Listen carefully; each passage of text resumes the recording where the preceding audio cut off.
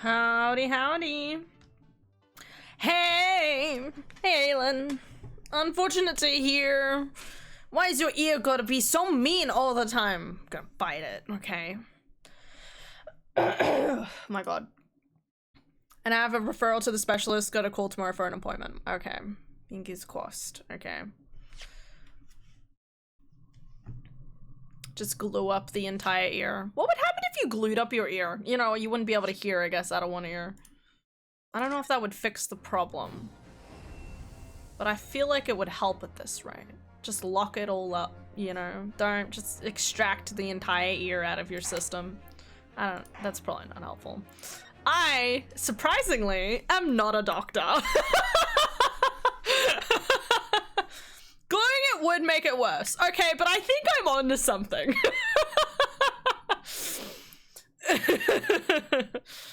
Okay, alright. Sorry, this case is insane to me. Every single time I see anything about it, I'm like, oh, these assholes. Alright, guys, we're gonna finish this today, okay? And then we can go on to chapter 3. It's gonna be great. LMO. Oh no, you're not! You know it. I was gonna play Phasmo, but brain, I wanna curl in bed. Do it! It's bedtime. Didn't you know? It's 8 p.m. It's bedtime. You can go to bed. Okay, just lie in bed, think about cheese. You know, even though you don't like cheese, but I always say cheese. I have to be consistent with my personalities. Okay. I curled up in bed earlier. Rate 10 out of 10. Actually 100 out of 10. It's just so good. Do it. Anyway, game. Let's get this. We're gonna get this shit done, okay? I'm so ready to start a new chapter. Mainly because I'm so sick of doing some of these voices at this point. I'm getting to the point where I'm like, I need more than the I need other voices rather than the ones I've assigned these characters. Also, one thing I was just realizing is that it's kind of weird at this point that we haven't seen Baroque van Zieks out of court. Because usually we get to a point with, like, Miles, as well as that, like, wolf guy, just go with me, in, Miles Edgeworth Investigations. What's his name? Zahn something? Anyway, even he, like, you got to interact with him outside of court and kind of get to know them, so it's weird they haven't really done that with Baroque, which I still can't decide if he's actually a good guy. Like, we're gonna find out he's a good guy right near the end. He's an idiot who's just taking his, you know, just because he has power and privilege, or we're gonna find out he's like the bad guy at the end of all of this. We'll find out. You're a dag. Love you. I love you too. All right, let's do this. It was 6 days ago at about 5 p.m. I was walking along in the snow when I was suddenly stabbed in the back. Coincidentally, it happened to be just outside the house where the men in the case. Okay, yes, I remember this. Okay, tell me which tavern, bitch. A tavern, you say? Which one? Yeah. 'Twas the Suggen Slough where I tarried. 'Tis a jewel in the East End. And a little unexpected, I feel. What do you mean, Lord Van Zieks? The Suggen Slough offers unusual fine dining for the locality, at least. Not an establishment you'd expect to be patronized by a man with not even a crumb of bread in his room. Oh. It's true. The menu lists premium crusts of bread and glasses of water in different levels of cloudiness. I would have expected Grubb's Grubbery in the local vicinity to be more appropriate for your means. How does this guy even know this? Okay, bro's like, I know you go to Macca's compared to insert bougie place here. The Royal Casino or something. There's a casino place in Australia. I can't remember. Watery soup and mushy peas, or rather soupy water and pea-like mush. What a crazy guy. I love him. All equally appetizing. I just wanted some water in a different pub for once. What's wrong with that? How differently can water be? Or perhaps there's a more plausible explanation. a specific reason why he had to go to the particular establishment.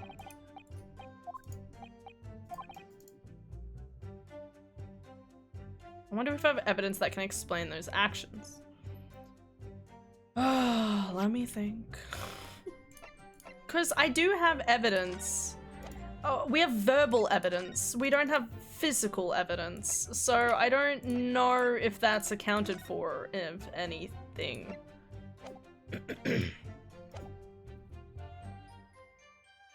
Or if I need to wait until I get more evidence. You know, I'm just gonna look at them.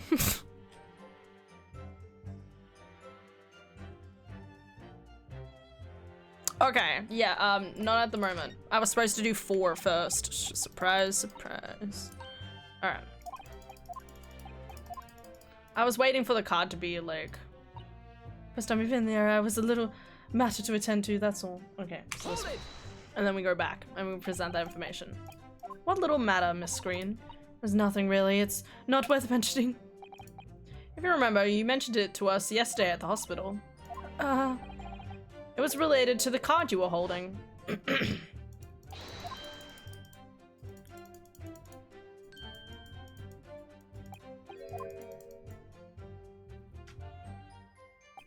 From memory, I believe the card contained a note that read, I have information regarding the death of Duncan Ross. Oh, what does that mean? This has nothing to do with Duncan. Mr. Shamspam, do you have something to share with the court? No passing notes in class, I dare say. The tragic. To be or not to be, that is the question. Ah, pray forgive me, the great bard's words springeth from within me with ne'er a thought. Right. Don't tell me. It's because you're possessed by Shakespeare's spirit. Hearing Miss Green's words a moment ago, you seemed to think of something. Something of relevance? Well, nay, sire, it was nothing at all. Presumably you know the name though, Mr. Duncan Ross, I mean. After all, you were both the lodgers at the same house. I would it were so, but sadly nay. Lodgings be a lonely occupation, sire, my lodgings fellows be rarely known to me. So you haven't heard of him, even though he passed away in the room just 1 floor above yours? Miss Green! Me, my lord? Have I done something wrong? Oh, that was mentioned before containing the note. Do you have it on your person? Yeah, I do, but I don't need it anymore. In fact, I should throw it away, really. Before you dispose of it, the court will take it as evidence. Alright, excellent.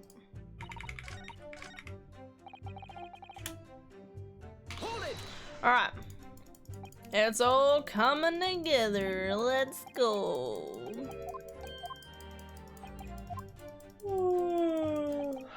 I'm so excited to start the next. This is the weird thing. Like, by the time you get to the end of each chapter, it's like, man, I'm good. You know, I'm so done. And then you get to like the start of the next stuff, and you're like, oh my god, I'm eating this up. Okay. I'm just pressed ignore again. Mr. Shamspam. Yes, sir. On the day in question, is it not the case that you visited the Slug and Salad, a place you don't normally patronize, for a very particular reason? I don't know what you're talking about. Pray, if thou hast some purpose, speakst.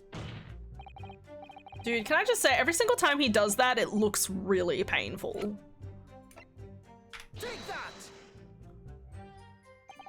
Oh good Horatio, there are more things in heaven and earth than are dreamt of in your philosophy. Horatio. I believe it's a line from Shakespeare's play Hamlet, Mr. Naruhodo. My learned friend is wide off the mark. Wait, what?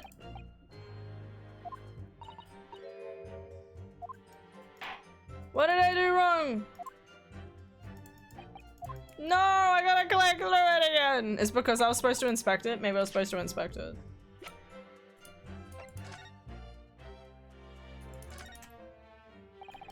I believe it's been ripped open rather carelessly.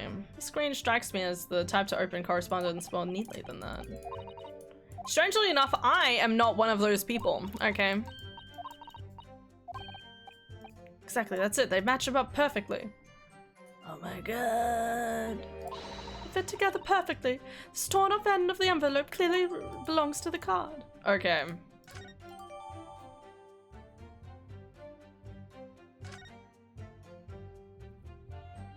Alright, my mistake. I gotta go back. Hold it! Guten Tag! Guten Tag, dear woman, guten Tag. Do not tarry in your glutinous. Of course I won.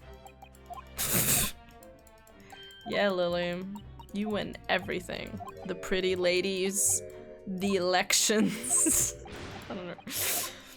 Don't worry.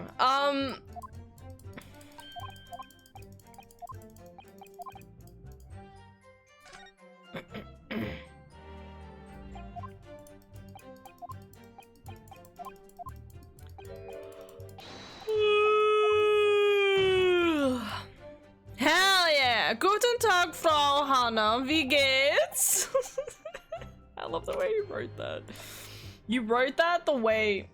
Do I present this? Take that! Okay. I believe this reveals the answer. Okay, I was just making sure it's right. I love the way that the way you say that is like my my friend who speaks German. She's not amazing at speaking German, but she did German with me at school, and she'll like come over and she'll be like, "Hallo, Hannah, wie geht's?" And I'll be like, "Wie geht's? Gut, ja. Ich bin müde." All the time. That's the only thing I need to remember. The screen's caught. That's right, my lord. Come to the Slug and Salad and Briar Road at 5 PM on the 17th. Don't tell anybody else about this letter or the meeting. Mr. Shamspear, your actions on the afternoon of Miss Green's stabbing are exactly as described in this note. Personally, I find it hard to believe that that's a coincidence. Don't you, Mr. Shamspear? Well... Excuse me, can I say something? Yes. The card was delivered to me.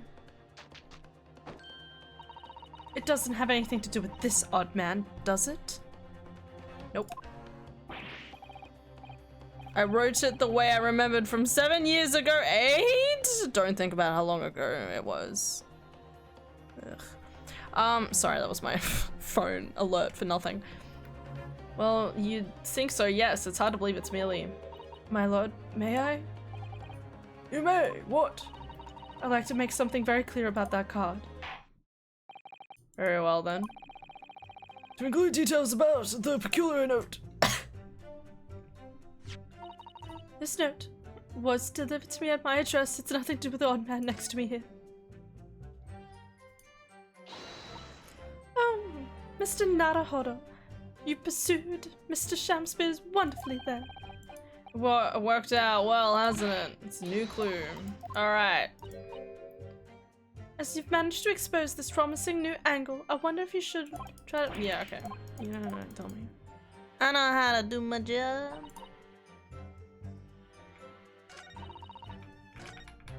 Alright, so where was it? It's the first time I've been in the area.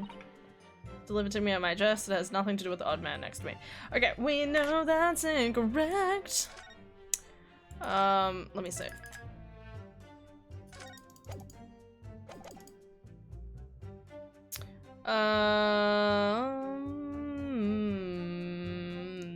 E.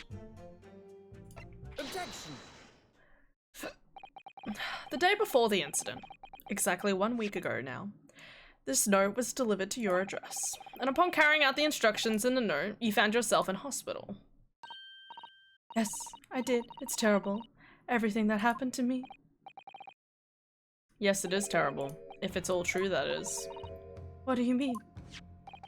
Miss Green, have a look at this, please.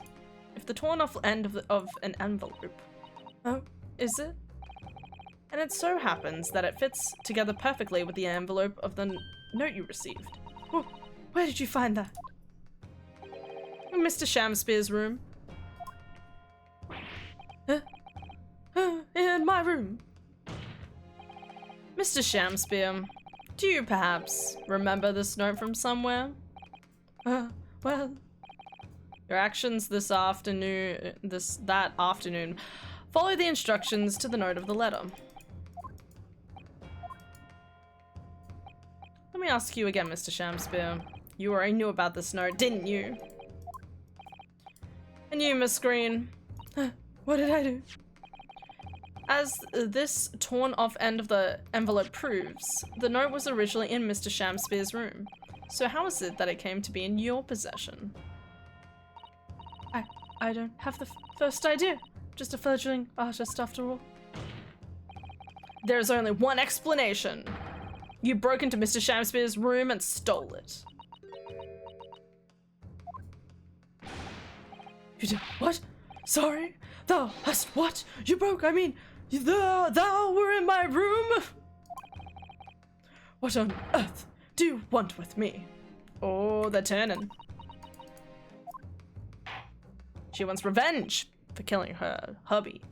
It was him that both witnesses need to testify again. Yeah. Miss Green. Yeah. Whilst you have the court's sympathy, I'm sure, for the suffering you've endured in recent events, anyone found to be giving false testimony in a court of law will be duly punished. Please bear that in mind. Yes, I know. Very well then. Again, speak! Ruff! What? Tape 2.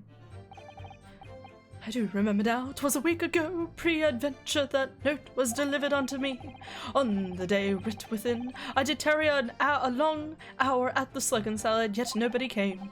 Thereafter, on the evening I shared the company of the Japanese fellow, I did see the note had vanished. I don't really know what you mean. You think I snuck into the man's room, do you? Why would I? I can put out the villain here, and as for that torn off piece of the envelope, I know anything about it. Right. Bed's so comfy.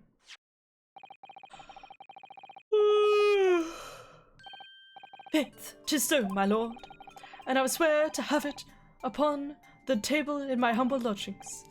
Yet 'tis clear to me now that since I returned from the tavern that night, I had not laid eyes upon it. Young lady, it would appear that your testimony was... lie? Is that what you think? I beg your pardon. I'm just a fledgling artist. As I said, fledgling artists don't lie. The note was delivered to me at my address. Besides, we all know who the liar around here is. That's true, Miss Green. How do you explain the facts? This part of the envelope was, without question, found in your room. His room. I don't see why I should explain. Sorry. I'm a fledgling artist. Okay, you can stop saying that. It's your job to give the explanations and proofs.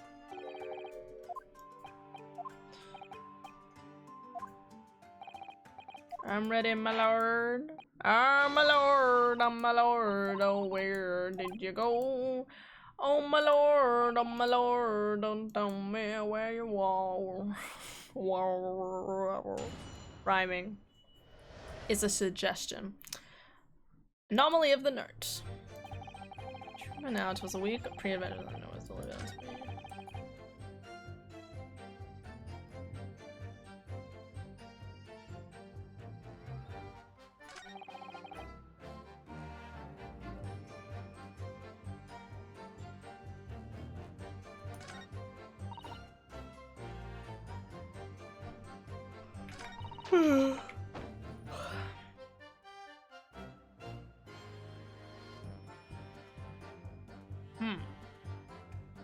Just trying to figure out what the angle is here.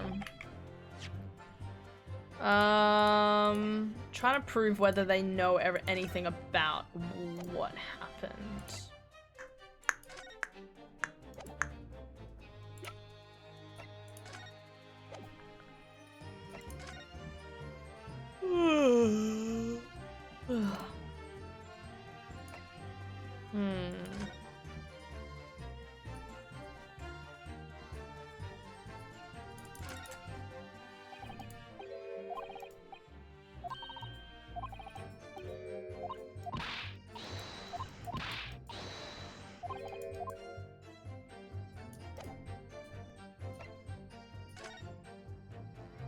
So just refamiliarizing myself with the case. Died of natural causes whilst in prison, his final moments witnessed only by his cellmate. The main thing here is, I'm betting this cellmate is Shamspear, right? Estimated 1,000 pounds worth of loot he stole remains unrecovered. So they're probably trying to still find that. This point in particular is either going to be relevant in this case or it's going to be relevant in a future case. So just... I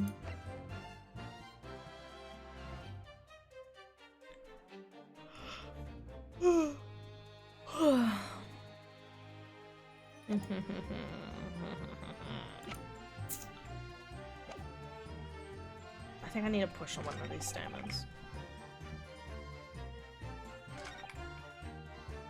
Hold it!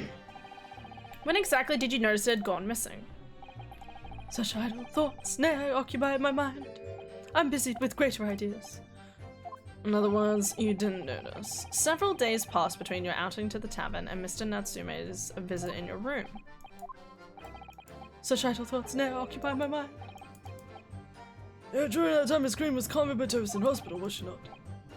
Because she could not have been stealing things from Mr. Shamspear's room. Yes, of course. It's all some of misunderstanding, isn't it, Mr. Prosecutor, sir? You have so far failed to give a satisfactory explanation as how you came by the note. Yeah, be harsh. I'm not here to advocate for your defense, madam. I won't tolerate inconsistencies in your story. You will do well to remember that. Oh dearie. What's Lord Van Zeke's getting at? Yeah, my precious man. Hold it!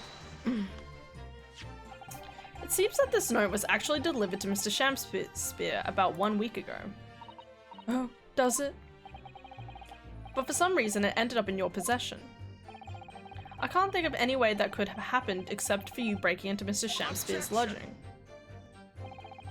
But for what reason would the witness have done that? I haven't figured that out yet, to be honest. I won't deny that Miss Green's possession of the note would appear to defy logic. However, until and unless her involvement in this case can be proven in some way. She was dating Duncan. Any further pursuit of this note is meaningless. Miss Green could only have come to be in possession of the note. Okay. I think I know the direction I want to go now. I'm gonna save. Just in case it comes up with a pop-up here.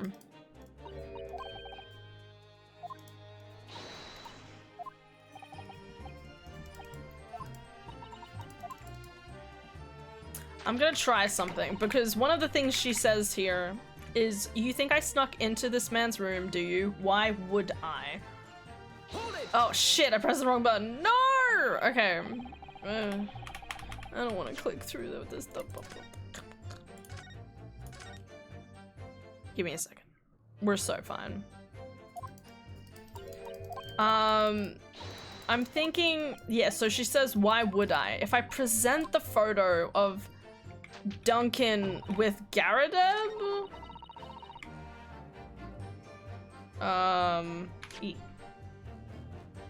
Maybe, because she knows Duncan and he lives in the house and she wants to know about what happened to Duncan, which was in the letter, right? Objection.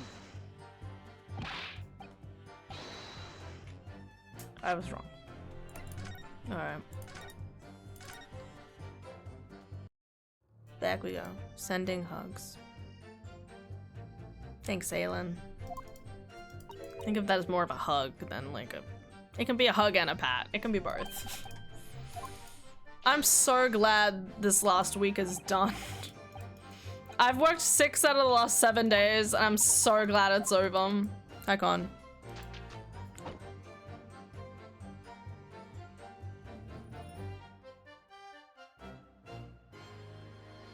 I'm just gonna push this. Head pat's good too. So you don't want to tell the court the truth about the letter, is that it? Introverted fee, this virgin doth readily cast aspersions about my nature. Yet I am an angel, a seraph. Birds do harmonize with my song. The wind doth frolic of my wing. Oh pity, wherefore? Oh pity, wherefore dost thou accuse one so pure of heart, ample woman? Did I do it right? Pure of heart? I don't think so. Even a fledgling like me can see you're just a failure. Whoa! Tragedy, thou shalt not know the true heart of an artist until thine instruction hereafter by death. Oh, the days, oh, the years, alas, to enlighten thee, thou must await so long in vain. Love this game.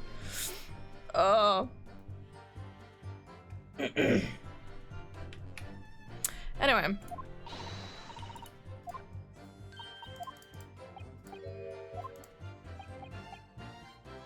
What out of the last... What day? What out of the last what days? 6 out of the last 7 days. Are you okay, on?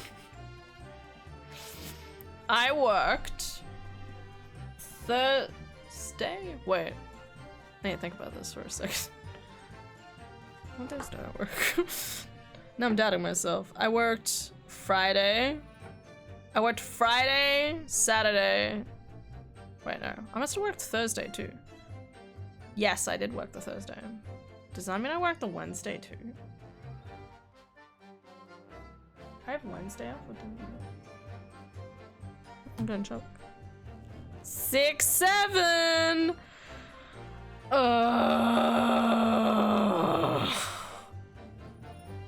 I'm gonna have to unmod con. Can someone ban con? I think it's finally time. No, look. Yeah, I worked Wednesday, Thursday, Friday, Saturday. And then I had Sunday off.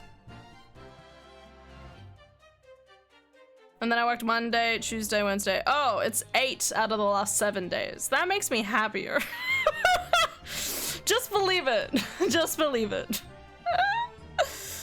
Oh god, no wonder I'm so tired. I have more time coming up off at least.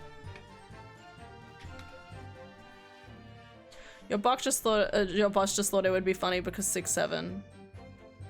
It's actually 7-8, but that's fine. This guy's so fucking weird. We sure he ain't high? I mean, he's high on the poison he took.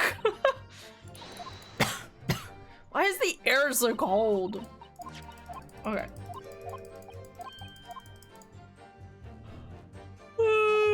Hi, Hikiko. Hope you're doing well. Promote. I wish you all the joy and happiness at this wonderful time. Oh, fuck. I clicked.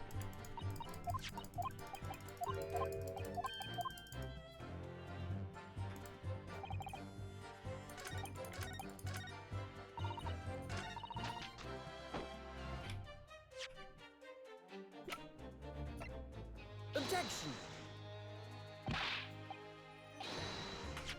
Maybe I won't again. Thank you, you too. May my unrigged election bring you many government-approved funds with 0% interest rates. And we all know Lily knows what she means because she's Hungarian. She obviously knows things. The bottle of poison on statement 4. I was off mark. Elmer. Yeah, we ain't ever getting those. Abs, abs, abs, abs. Bro's trying to make me drown. What is you doing? Just ignore this game, guys. You think you know corruption? I was born in it. Molded by it. Yeah, you did, pretty girl. Okay, let me just present the correct thing and then go from here. I don't know why I went the photo route. The poison route makes so much more sense. Shams! Good to see you. I had a feeling I would see you today. I was looking at your profile picture and I was like, I think it's been a while. I think he's gonna appear. I don't know why. Yes, I drown everybody. Your point? Wait, what? Bro, police? Hello? I'd like to report a drowning. Yeah, you know, sometimes you just get vibes. You just get vibes. I know all about corruption. I went on a school excursion to Canberra once. So did everyone in Australia, mate. Keep going. Water.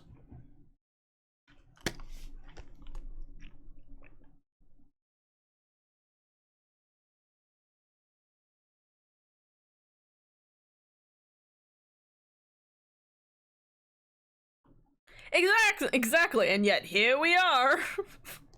Okay. Yesterday at the hospital, you saw you with this bottle. According to the defense's independent analysis, Mr. Sholmes's chemistry said, the liquid that was in it is still in the bottle was identified as strychnine. What? Strychnine? The very same poison that afflicted Mr. Shakespeare. I think we shocked him. Miss Green, you broke into this man's lodging. For one reason and one reason alone. To cover the end of the pipe that feeds the gas lamp in Miss Shakespeare's room with poison.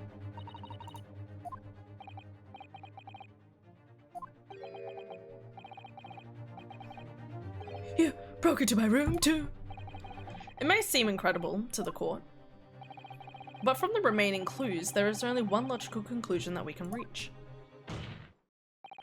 The person who attempted to take Mr. Shakespeare's life with poison was you, Miss Olive Green.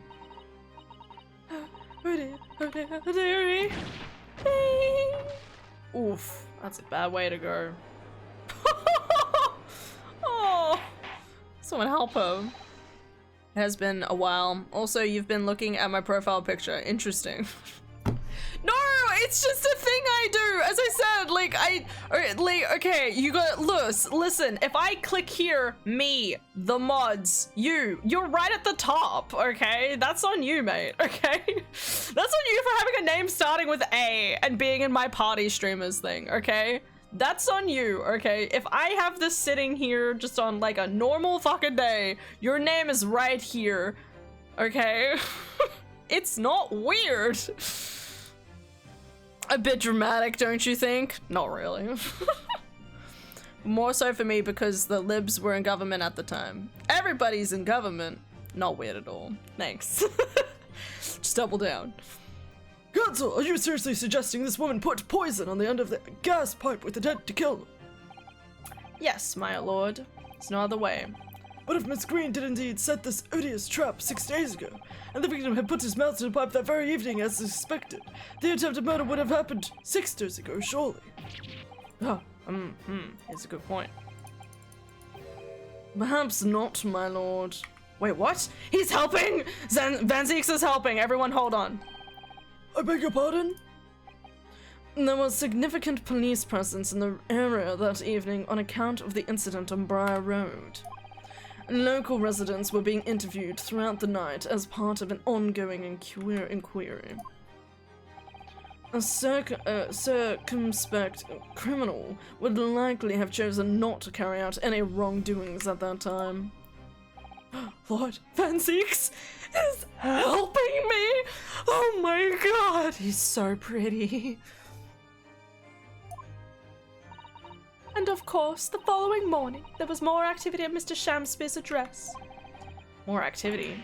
Oh, yes. You mean his fellow lodger, Mr. Natsume, being arrested on suspicion of murder. And I didn't mention I got a new TV. I think you said you were looking for a new TV last you said. My brain is all over the place lately. I don't know what I said and when. I remember you talking about getting a new TV. So congrats. How big is it? How big's the baby?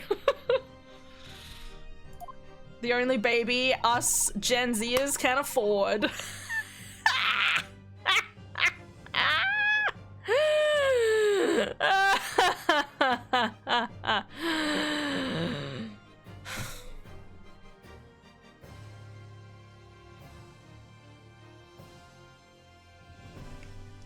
67 inches. It's a chonka! Yeah! Love it. Okay, we love a chunky TV, baby. I get that. I really do. No, I say it because Adara and I were watching a thing where it was like, the birth rates are low in America, and it's like, we can't afford for anything. The literal American dream is like the typical dream for anybody, right? That you're told when you're a kid is graduate school, go to uni, or not go to uni. Either way, either path, make enough money to eventually buy a house, and then buy a dog, have a baby, buy a baby. That's also an option, and then have babies. And then raise your kids for the next 20 years of your life and then retire, right? Or something. Just go with me here. The point is, is that we can't get past point 2 or 3. Like, we can't get past point 3 at the moment. We just can't, we can't afford any housing. So, birth rates, I don't even want to birth a child, alone rats. What? Buy a baby? What the fuck? Listen, there's options. Good time, I'm not Gen Z. Eat shit, hand. Good fucking luck, Con, okay? You're in the same mess the rest of us, okay? Unless you're gonna tell me that you've moved out of home in the last couple of years. Can you imagine? Also, shouldn't it be the Australian dream for you? It's still called the American dream. The Australian dream is eat Vegemite, eat fairy bread, watch cricket.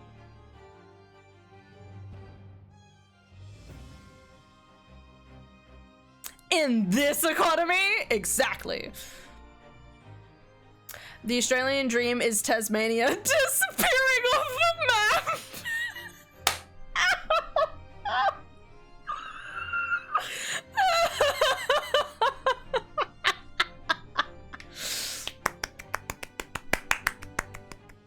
Applauding. Gets ready, Panhammer. Oh my god. I'm gonna say something controversial here, chat. Don't hate me, but I do not like Vegemite. That's fine. I haven't, but my finances are in a much better state right now. Oh my god. Shit, look at Con over here. Oh my god. Con's over here making the big bucks. I'm so proud, okay? My sister came home and she's like, so she's been trying to, so she used to do kind of like more like not as many hours, and she's trying to go to full hours at the moment. And she's like, I've made X amount of more money each, from like doing full days, and I just like looked at her and I'm like, fuck you. Just because obviously it's always gonna be more than what I get. I'm on minimum wage, baby! Yeah! Some would also say New Zealand, but I digress. What? No, we love New Zealand, all right? You're not taking New Zealand away from us, okay? New Zealand is amazing, okay? They have the Lord of the Rings stuff, okay? If we didn't have New Zealand, where the fuck would half the Australians go to visit every year, okay? We have to go visit somewhere, and we don't have the airplane petrol to go anywhere else. And your side eye fucking killed me. I'm wondering which one now. Just President Bankruptcy may not be able to buy Greenland, but will happily sell him Tasmania. Sorry, what President Bankruptcy? Am I missing something? Also, the job market is a complete mess where no new graduates can find work. Not surprised. It's almost like there's a reason why uni doesn't work. Kind of, just a little bit. Unless you want to be a teacher, because everybody needs teachers. Maybe. Alright, the game. You remember this? That's right. And as the defense has already proposed, Mr. Shamspeare was meddling with the gas in the pipe for a very sinister reason, to cause the gas stove in Mr. Natsume's room to go out, thereby asphyxiating the occupant. Still not sure why. But once Mr. Natsume had been arrested, his room was under constant surveillance by the police. In the circumstances, Mr. Shakespeare had no reason to blow air into the gas pipe. Why would he want to kill Saseki? His intended victim being in a prison cell. With the need to tamper with the gas removed, the poison on the pipe lay dormant. And then, 3 days ago now, the situation changed again. Right. Mr. Natsume's trial, which took place here at the Old Bailey, came to an end. The trial in which the man stood accused of stabbing Miss Green in the back, but was duly acquitted. That resulted in Mr. Natsume returning to his lodging for the first time in 2 days. And that very night, his gas stove mysteriously went out, and Mr. Shamspeare was mysteriously poisoned. In conclusion, the poison that was present on the mouth of the gas pipe was in his anus!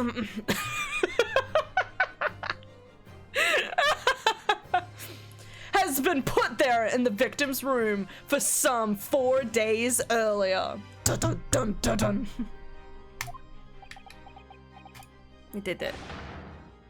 Mary. BB gonna go collect my teaching degree. Hey, that sounds like a great idea, Han. Shut up, Con. Oh my god. Trump had a lot of business bankruptcies. Ah, yes. New graduate who also can't find work and has to settle for a master's degree in the film studies. Wahoo! Oh my god. Oh, I had my new co-worker talking about how he was like, I did my uni course, but then I just didn't have any passion for it anymore. And I was sitting there and I was like, I did have passion for it, but like, one, getting a job in that area is impossible. And two, you need to have like character. You need to have like a lot of confidence. And I lack that dreadfully. So here we are.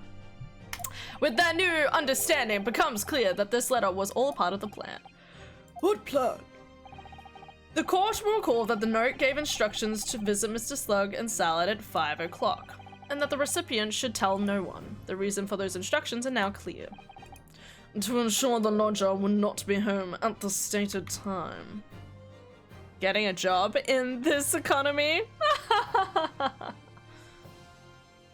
And go get a master's degree. All the cool kids are doing it. You know, maybe if Adara becomes like a fancy manager and she's making like triple figures, I will consider it. Because at that point, I could just like work like twice a week and be Adara's like little stay home gremlin that keeps the house clean. It's a good idea. Hold up, I'm part of the cool kids club now? Always have been, abs, always have been. Make sure I wasn't home. Exactly. While you were out, Miss Green could safely slip into your room, knowing that she wouldn't be disturbed. You mean to say the letter Was written by Miss Green, yes. And in order to cover up her tracks, she took it away with her when she left. Just after she smeared poison over the mouth of the gas pipe in your room. There's a lot going on here. I just realized she's standing on a crate. What do you say for yourself, witness? Just who are you? Why did you try to kill me? Miss Green's motive should be obvious. You're tied up with someone whose name we've heard several times already in the course of this trial. Let me just say.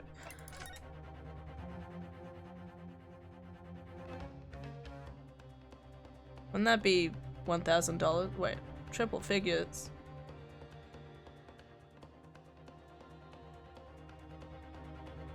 What?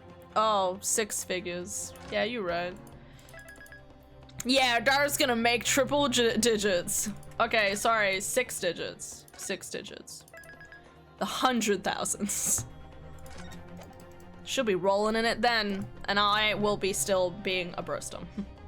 It's all tied up with someone whose name we've heard several times already during the course of this trial. And so that's what's behind all this. He looks so pissed. You will share your apparent understanding with the court, please. Which person is behind the woman's motive? The kid. Take that! Duncan Ross. That's right. Before the defendant, Mr. Natsume, took up residence in the lodgings at Mr. Garradip's house, somebody else was renting the room. Mr. Duncan Ross. I knew I heard that name somewhere else. It was all over the papers a month ago, when the man died in strange circumstances at the haunted lodgings. That does ring a vague... Oh, of course. The young man they claimed was strangled by the convict's curse or such. Sadly, my lord, it wasn't a curse of any kind, nor was it an accident. The man died as a result of Mr. Shamspear blowing into the gas pipe and causing gas to leak into the room. That's insane! Shamspear's on a fucking murder trip. It was murder, plain and simple.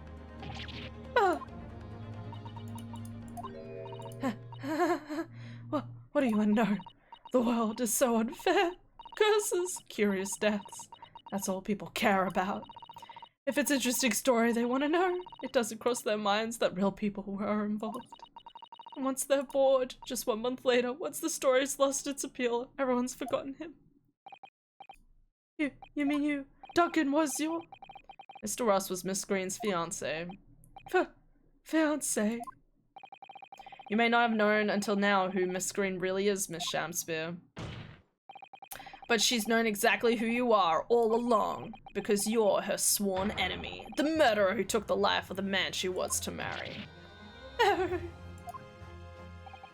Miss Green, is it not the case that in order to exact revenge on Mr. Shamspear, you smeared poison over the end of the gas pipe? Just say yes. It'll make our job so much easier. Hi, Mary. Hope you're doing well. You can make 6 figures as a barista hand. You just have to split yourself into 7 different people. I like your thinking. Okay, you're real smart. I'll become like Vegapunk. Are you up to that arc yet? You'll get there. Anyway, you'll get there in another like 10 years. After knowing you for like 16 years, you're like, finally finished Dressrosa. Because honestly, that's as long as it would take. We'll ignore that I probably have watched it 3, 4, 5, 6 times in that time. Each are different accounts of murder! This is a great story. Vegapunk isn't until Boruto, right? Yes. My lord, that's correct. Objection.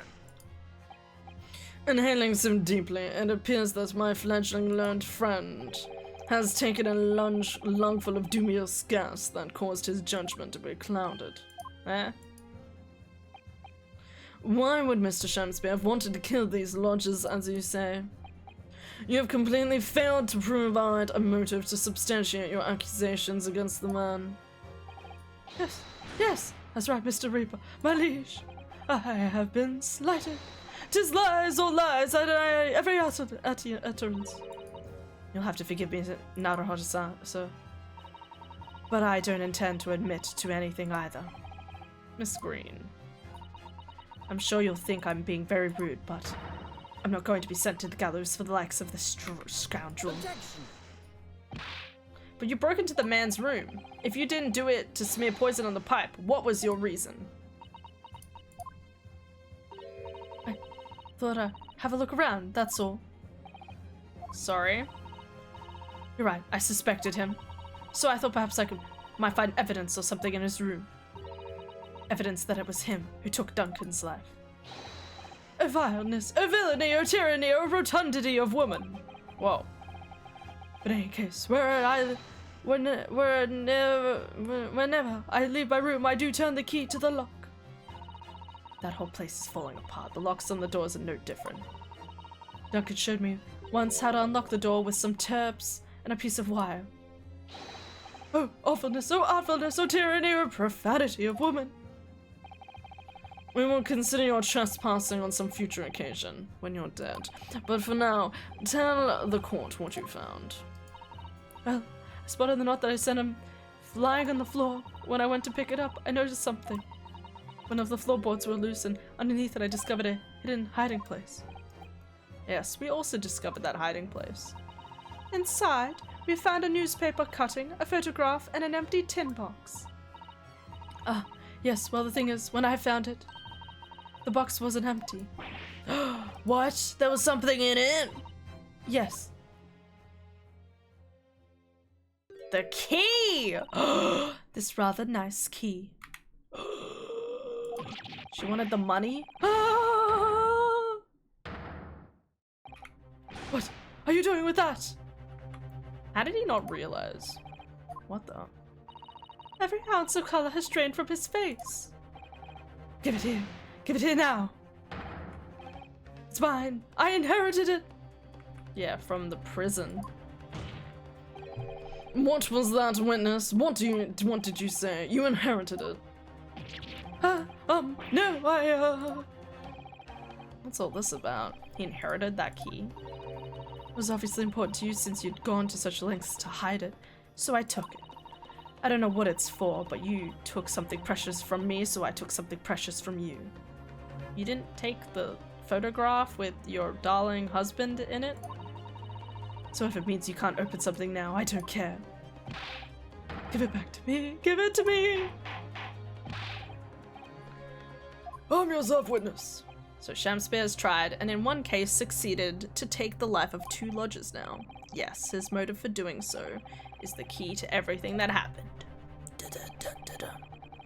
It's true that there appears to be no motive to support the accusation against Mr. Shamspear at first, but considering everything we now know, I think there is actually something that could explain it. What? Can I just say, I'm really enjoying how much we've thrown Barak von Zeke's, like, to the side a little bit here.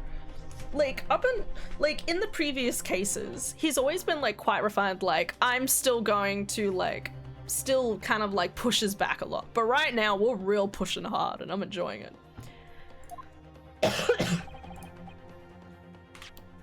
Let me save.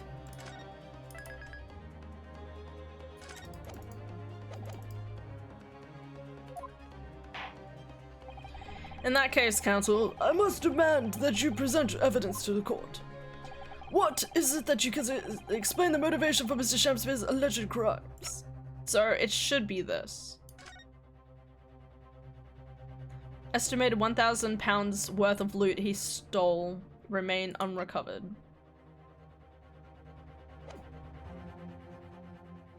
Take that! Okay. That's an official police report, is it not? The Selden file. How did you get a hold of that? Just doing my job. Selden? The now sadly deceased Mr. Ross and the defendant Mr. Natsume have only one thing linking them. The fact that they had lodgings in the same room. Well, yes, we know that. A room that was formerly occupied by Selden, until, that is, he was arrested by Scotland Yard for his involvement in multiple burglaries. I see. And it so happens the convict Selden left behind one very substantial mystery when he died. There was some £1,000 worth of loot that he stole. Oh, we're gonna find out it's all books. Ah, that'd be so funny, right? They're like, there's $1,000 worth of books in this room. That's going to be, it's all just stolen books. That's so funny. I really hope that's true. Which as yet remains to be found. Oh, yes, of course, coming back to me now. £1,000 lost en route to hell. That was how the papers summed it up. It seems that one particular fellow inmate was with the convict in his last moments. It's not hard to imagine Selden entrusting that inmate with his most closely guarded secret, the location of the stolen loot, and perhaps a key. Unlock whatever container the valuables were in. You mean this key is? Mr. Shamspear, it was you, wasn't it? You were at the capital offender's side when he died, were you not? Oh, what are you talking about? It is a false charge, I tell you, a false charge. The name of the inmate who was with Selden at his death isn't noted in this file. A simple telegram to the prison where he died would quickly tell us how false the charge really is. But even if it's true, why would the man be so intent on killing every subsequent occupant of the convict's lodgings? There's only one explanation for that, my lord. It was in that very room that Selden hid his loot.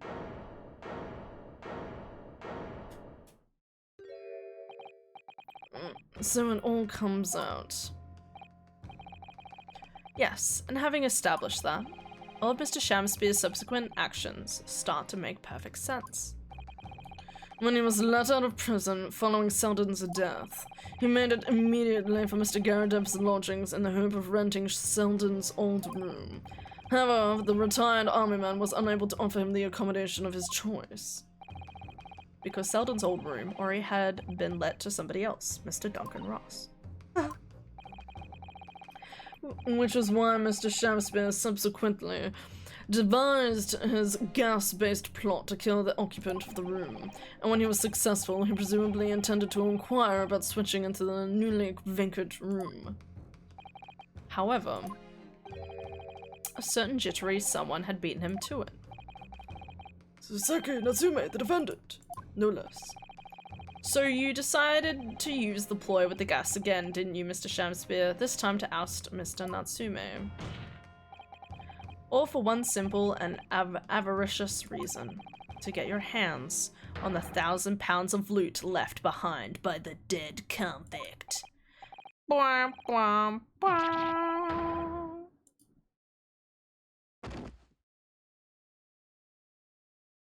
Yeah, let's go. Again, it's so nice that that was like all going into place there. Looks like I'm gonna snuff it before they get to stretch my neck. Listen, I want you to have my loot. It's anything to find the coppers getting their mitts on it. To stop the coppers. It's in the room where I was lodging when they got me. Here, this is the key to it. Take it. Always standard, stay one step ahead, mate. See you in hell, I guess, Shamspear. Cool. It's mine. What do you say? It's mine. That loot is mine. Oh, I don't like this guy. Oh, that was so creepy. What the fuck? Mr. Shamspear? It's all lies. I don't accept any of it. Why should I? After all, you don't have a shred of evidence. You can't prove I killed that fellow. Forsooth, I'm the victim here, remember? Isn't that right, ladies and gentlemen? If I don't admit to it, there's nothing you can do. You can't arrest me for the time being, anyway. Apparently, you can't arrest the victim, can you? Isn't that right, ladies and gentlemen? I'm so close. I just need a few more hours. I swore to myself that I'd get my hands on it, and I can almost taste it now. Do you really think I'd just give up?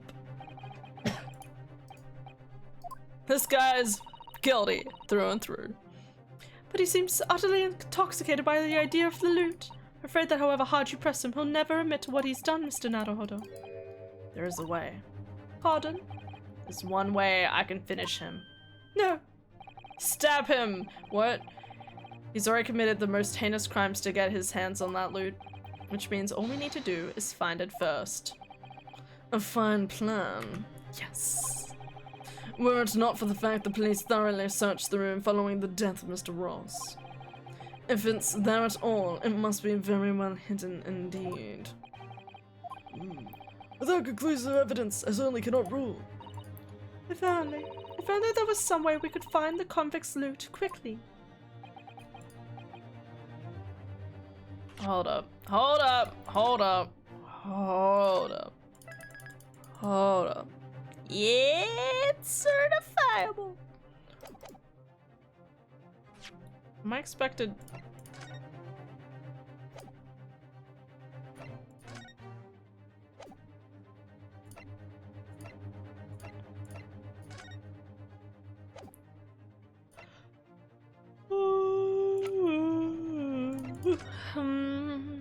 I'm just reacquainting myself with the facts.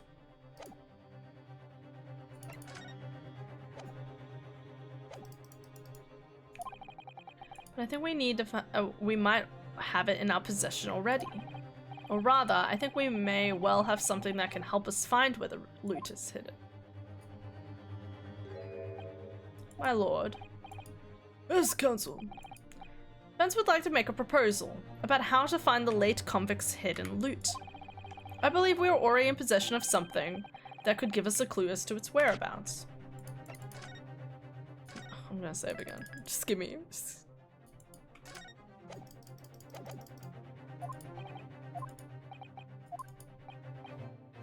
Has to be worth a gamble. Besides, we've used the same technique once already, and it definitely paid off then. Very well, Council. Let the court hear your idea. What do you propose we can use in order to locate the hiding place of the deceased convict's hole? What do you propose we can use in order to locate the hiding? Well, I mean, we can use the skin print seeker gun, right? Right? Is that what it's inferring?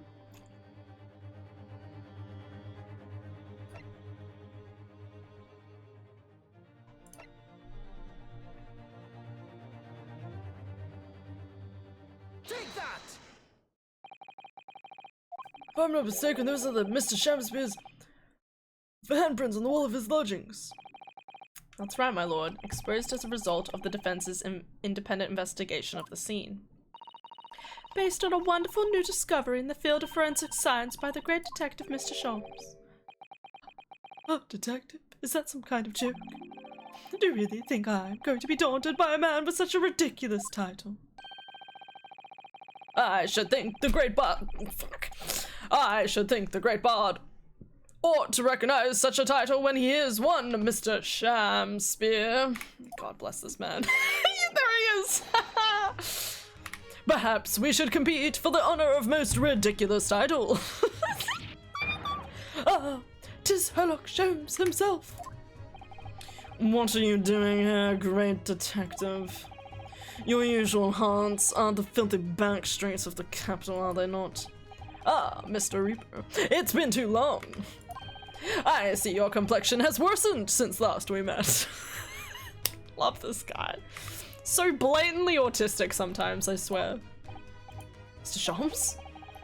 He does know Mr. Van Zieks then. Well, enough to say something like that at least. Mr. Sholmes, there is you must be heralded as a great detective by the population at large. Does that not give you the right to come and go in the courtroom as you see fit? If I may, my lord, Mr. Sholmes' newly developed scientific method has helped us uncover vital clues in this case already. I call them skin prints, my lord. My method identifies every location touched by an individual under scrutiny. It's the method by which we were able to ascertain this gentleman's gas pipe activities. You need only a small sample of something the individual has previously touched to make an indicator solution. In your case, sir, I used the teacup you had been holding. Elementary. So now, Mr. Naruhodo. Yes, he needs something with his fingerprint on it. Which is gonna be this? Maybe? Fuck. Just collect on something. Makes pathetic wet cat noises. Oh, are you okay? Just...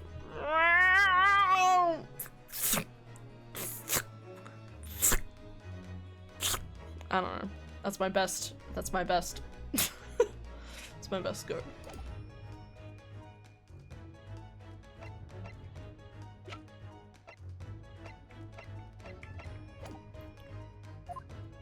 Oh, what am I to use as a sample to make the indicator solution this time?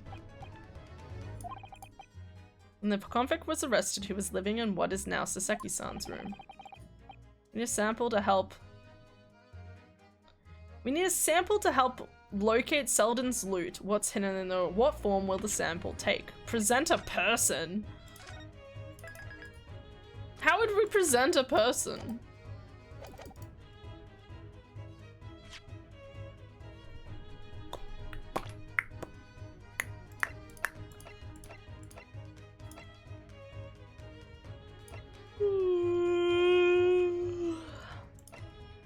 I mean, maybe the guy himself has a thumbprint on him.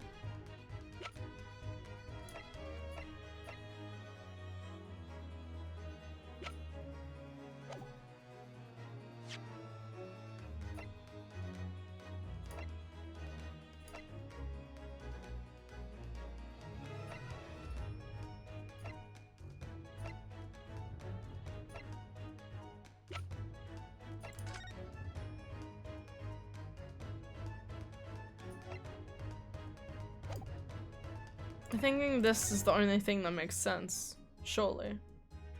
No.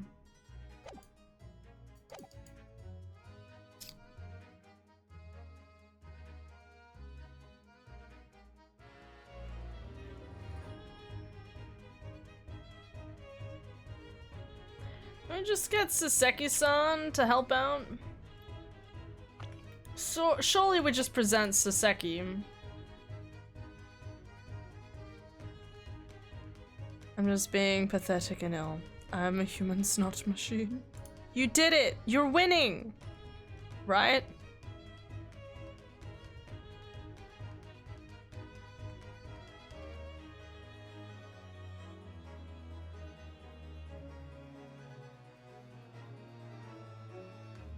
Oh, okay. Not what I was thinking at all. Okay. It is present a person, surprisingly.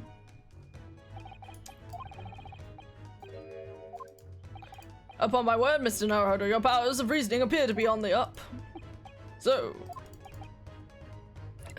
it's Olive because she has the key, which, as I said, wasn't what I was thinking at all, but here we are. Alright, that's the last piece of evidence I need for this court. Cool.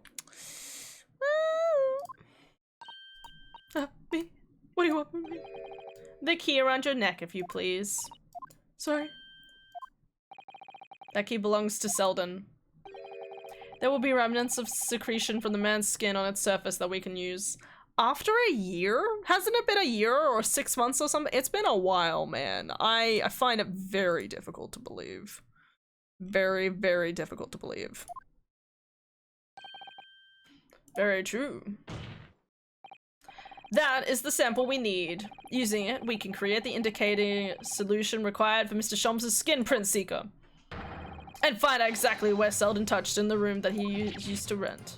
Mr. Shamspear is one great to another, I assure you. If the late convict's hall is hidden somewhere in this former lodgings, I shall uncover it in no more than 30 minutes. So,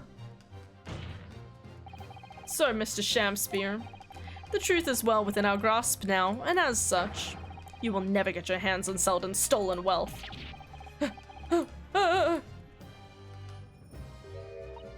In that case, I'll gladly let Mr. Sholmes have the key. Yeah! Good job, Olive! No, give the key to me. The detective shan't have it. It's over, Mr. Shamspear. No. You're out of options now. There's only one thing left for you to do. Fucking pray. Admit your guilt. Oh. Yes. Me.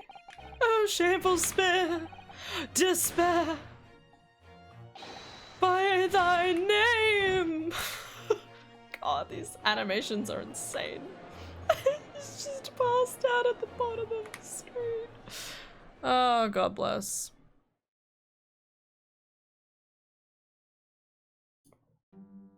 It was a great leap though. Yeah. No hat, man. I never intended to kill the man. I just wanted to drive him out of the room, that's all. So you have time to find the convict's haul of stolen goods? And after you killed the young man, you still didn't move into the room. I asked the landlord, of course. I pleaded with him. Why? I was 3 months behind with rent, for one thing. Scaradeb really has a lot to put up with. And he had the gas repair work done immediately afterwards, putting the room out of action for a while. And then this Japanese man swooped in at just the right moment to sign the new lease. Oh, Mr. Natsume, what unfortunate timing. Then, 5 days ago, after the incident on Briar Road, when the Japanese fellow got himself arrested, I thought I'd finally had my chance. It wasn't to be. No, the scene was sealed off and guarded by the police night and day. And if I remember rightly, Mr. Shom spent the whole day in there reading books. I couldn't even enter the room, let alone search for the loot. Which is why, on the day Mr. Natsume was acquitted and returned to his room, you once again tried your trick of blowing air into the gas pipe that feeds the stove in your room. Unbeknownst to you, however, that action would lead you into a deadly trap. I'm just saying, Olive, I feel like should be let free. Guys, let Olive free, okay? She's already been stabbed in the back. She lost her loved one, okay? She didn't, okay, yes, she did plan to kill this guy, but she wasn't successful, okay? And, you know, she was trying to get rid of a terrible person. I think so, she should let Olive free. How does it go? To be or not to be? That is the question. From Shakespeare's Hamlet, Act 3, Scene 1. Public domain. Well, let me tell you, in the case, it's not to be. That is the answer. You deserve to die for what you've done. Yeah!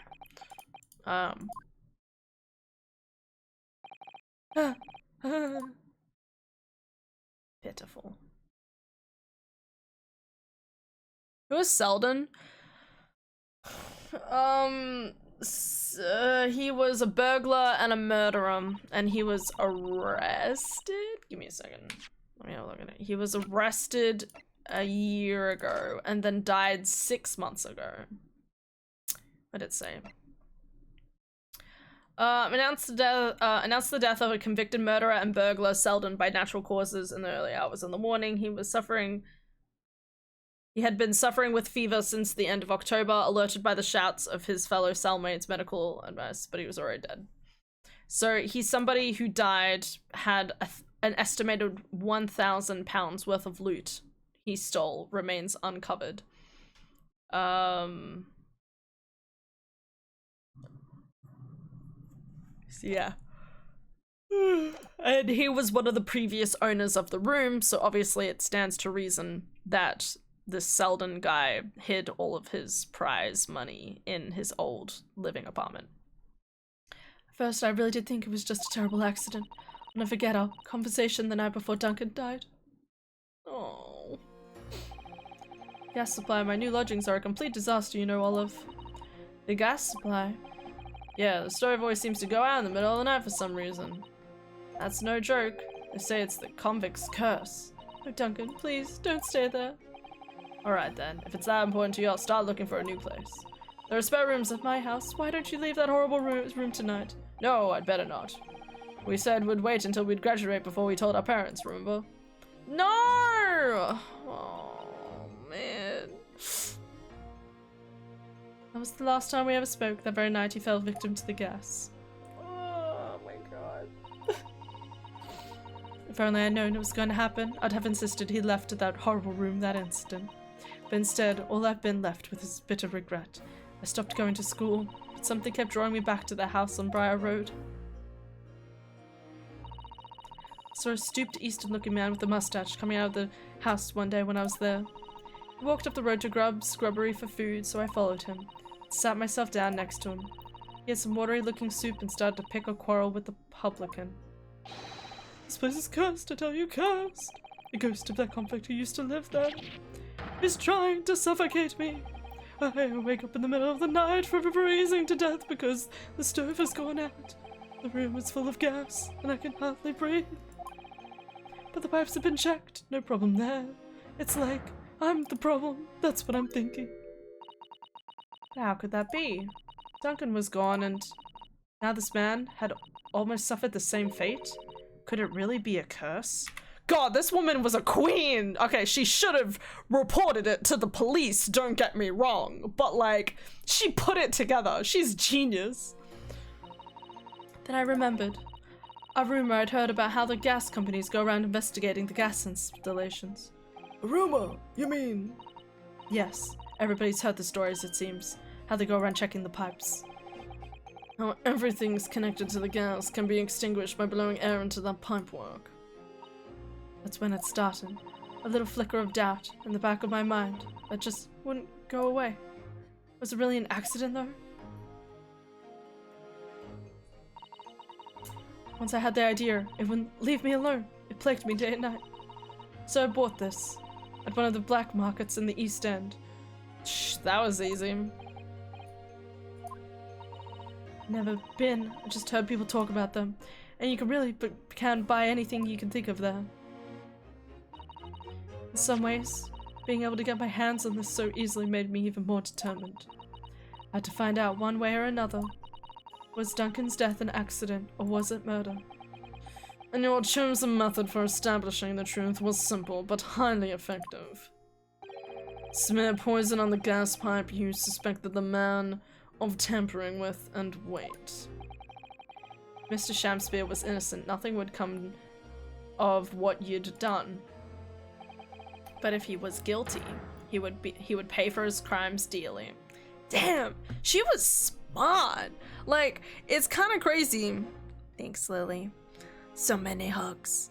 Honestly, like, again, really, because if she hadn't done any of this, like, it's kind of weird, again, like, okay, yes, she did try to kill him, but if she hadn't tried to have killed him, like, none of this trial would have happened, and Shamspeare's crimes wouldn't have come to light, which would have obviously proven that Soseki had been, you know, dealing with gas inhalation each night.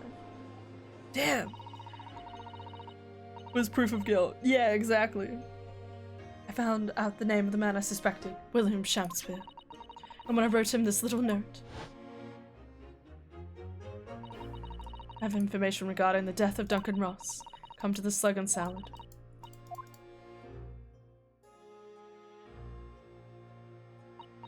If he'd done it, I knew that would worry him enough, so he'd sure to go. So I waited to see if it worked. And of course, Mr. Shamspeare followed the instruction to the letter. I worked out where the gas pipe was straight away, so I smeared a good amount of the poison I bought all over the mouth of the piece. All the time praying that the devil's work wouldn't be done, and that it was all just some wild fantasy. Damn. Actually, no. All the time praying that the devil's work would be done, and the culprit would get his just dessert. Yummy dessert.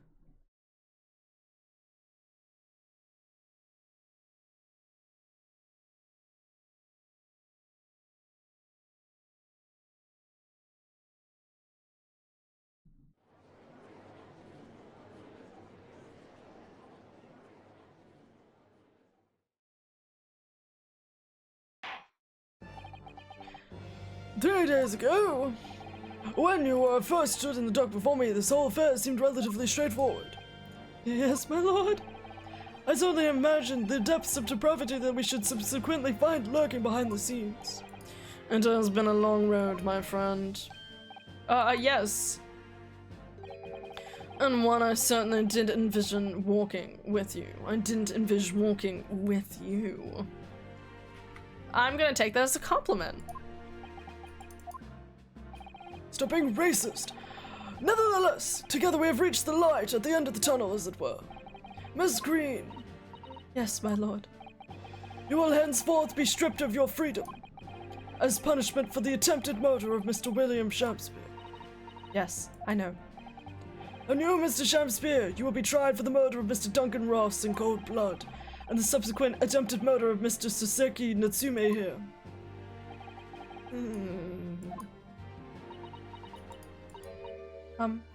Mr. Naruhodo, Yeah? yesterday at the hospital, then you and your friends stopped me from Ending your life by drinking what was left in the poison bottle? I wasn't myself. I can't even really remember what was going through my mind. To be or not to be, I suppose. That's a question that's so hard to answer, it seems. Well, personally, I'm glad you're being here. I'm glad of your being here, Miss Green.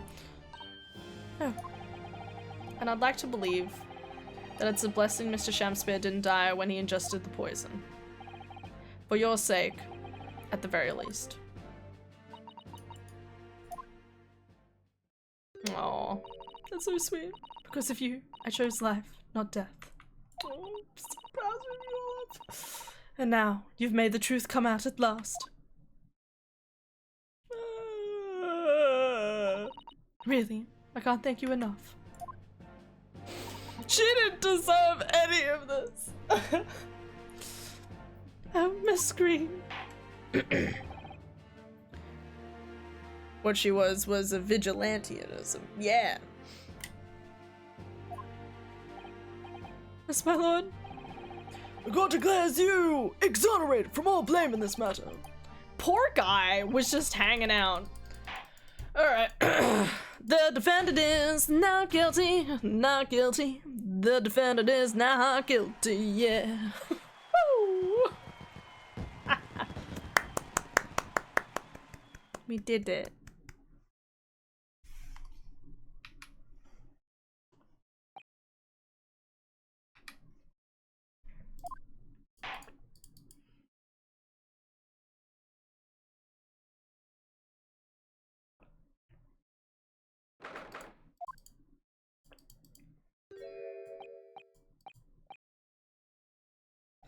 Okay. Oh yes, yes, at last. Divine justice duly done. Divine justice. My dear fellow, if there were any divine justice in this world, you would shave that mustache.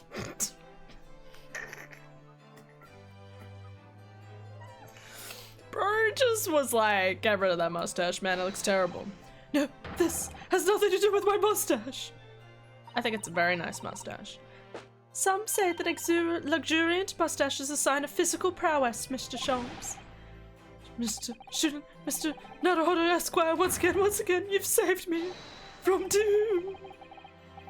I'm very happy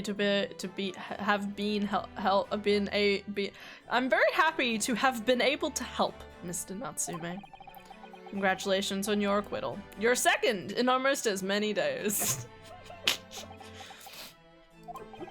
I was first acquainted with and gained affection for English literature whilst in our great homeland empire. And then, by a twist of fate, I was brought to the land that bore the fruit of that literature. Only, the city of bricks and mortar became my prison. Try as I might, I never found my feet here. In the end, I confined myself to my room and lived life through friendly old books. You have had such a difficult time, haven't you? Ah, but a week ago now, I dragged you out of that dark and dingy room of yours, did I not?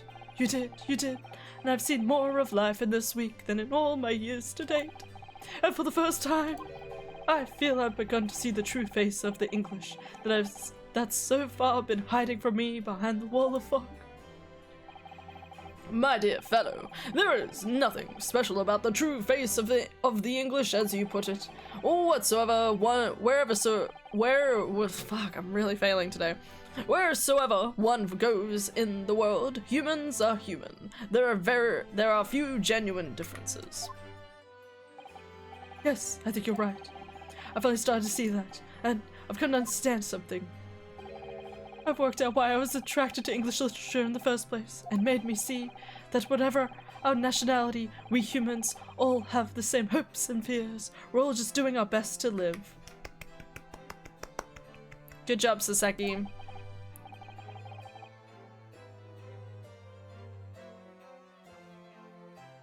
I thought you were ad-libbing again. That was the actual line. Curious to know if Gina ever spent any time in prison. Yeah, I guess she was supposed to. I think she would have done community service, if you know what I mean. Also for referencing, you know that really long right-worth fic I linked, Saturation? It has Sholmes and Zeke's descendants. Oh my god. Dude, I don't think I got further than 4 chapters into that. I'm just saying. I'm pretty sure I still have it saved. But I don't think I ever made it that far.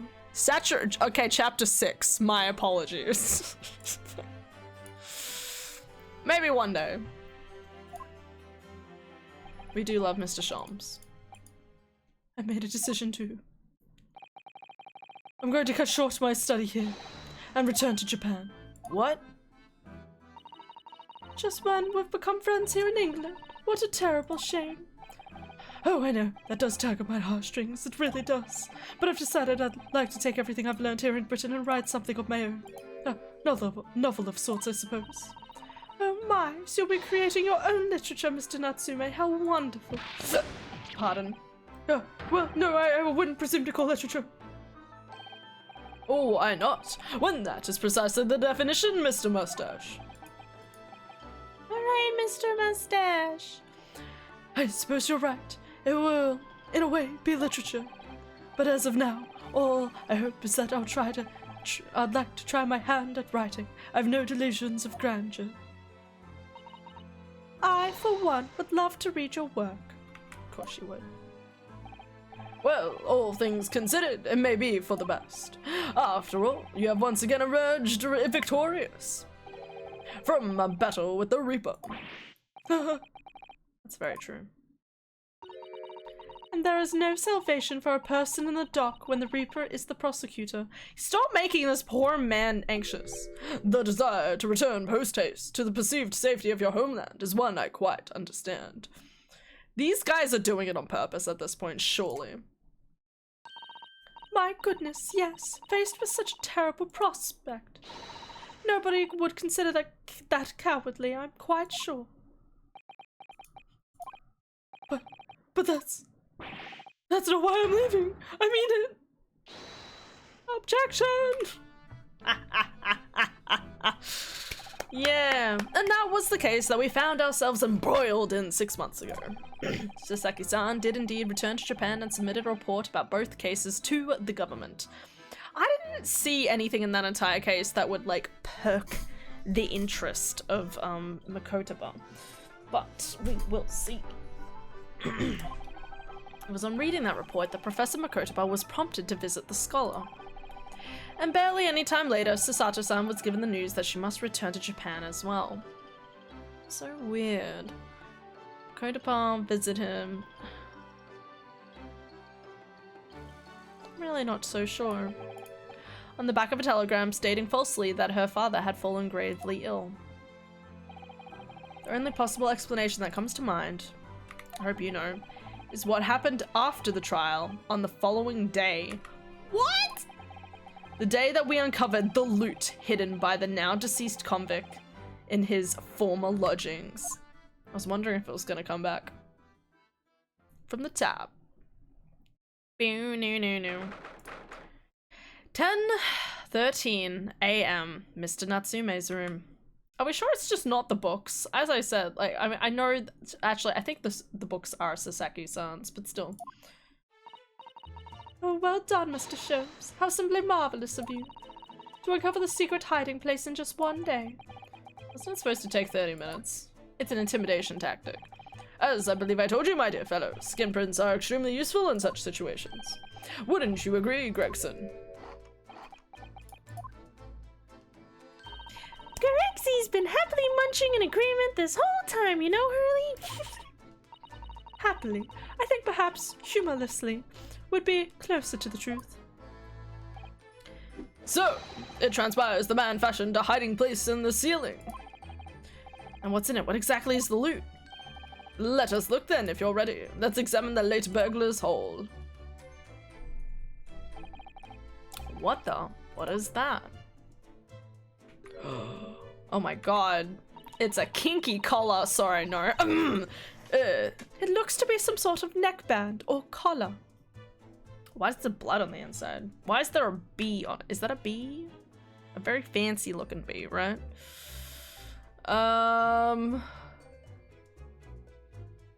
What a joke. The Hounds of Baskerville. It's gonna belong to a royal doggo that died. A collar. It's huge though. And look at all the gemstones set in it. I can see why it was claimed to be worth £1,000. Perhaps I could have it as a belt. Oh, have you noticed on the inside here, there are some dark stains? Don't touch that. You don't think they could be blood, do you? On second thoughts, perhaps I won't have it as a belt. Then of course there's this emblem here. A large letter B and a small crown. Belong to royalty, like Barak von Zeeks. What does it signify, do you think? Oh, I hadn't noticed that. I feel as though I've seen that emblem somewhere before, you know? Where could it be? That's enough, I think. He always gets weirdly serious at the strangest times. What? What's the matter with Mr. Sholmes? Oh, the color has drained from his face. I kind of love it, okay? Because it's like, he's so silly and like, let's go do the crazy things and not abide the law, except do abide by the law and all of this stuff. But as soon as it comes to this Hounds of Baskerville's case, he's just like, everyone shut up.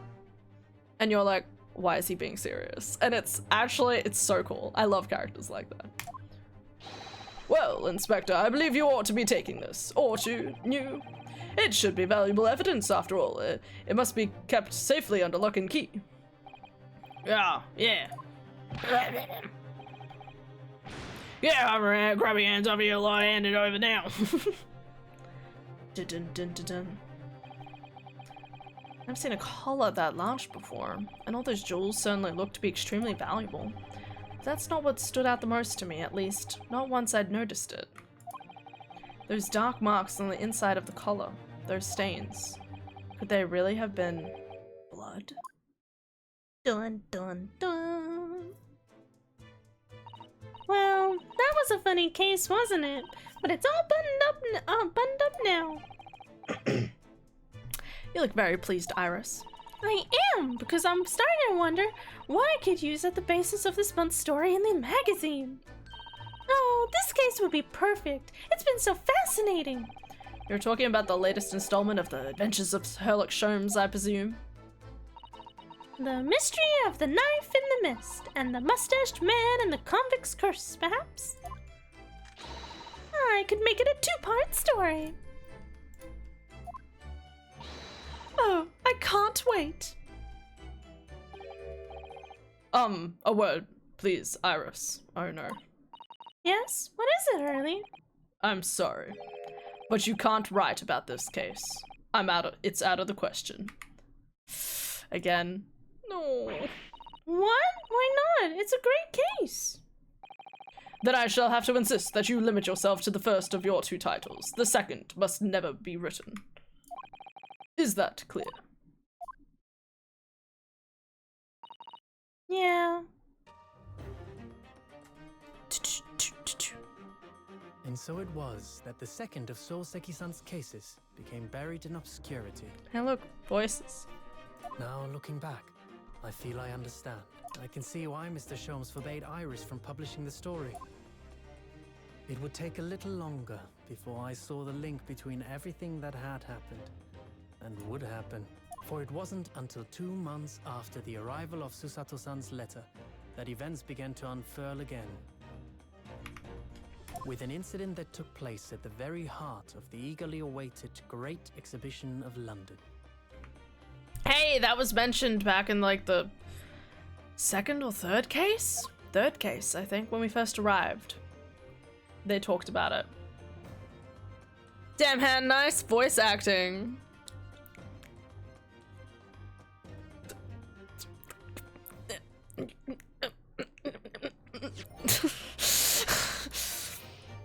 Fuck you, but like, kisses? Love you too! I love you too! Okay. Kisses!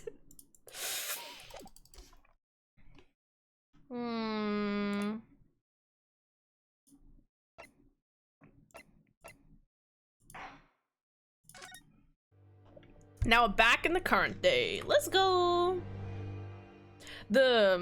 Episode 3, The Return of the Great Departed Soul. The grand end of the century Great Exhibition of London. Surely there is not a soul who has failed to hear of it. I haven't heard of it. Wondrous new works of culture and industry from every corner of the globe had converged on Hyde Got the Park. ventriloquism down! 50 million visitors. The last great hurrah of Welcome, astonished and delighted people of all nations, and ended on a note of resounding success. But as regards to the terrible catastrophe that occurred during the festivities, very few are aware my friend Mr. Herlock Sholmes had a hand in unraveling the matter. For from the shadows, it was he who earnestly unearthed the facts of the case. Guy is gonna be And like done. the centerpiece of the great exhibition, which rose high into the skies of Hyde Park.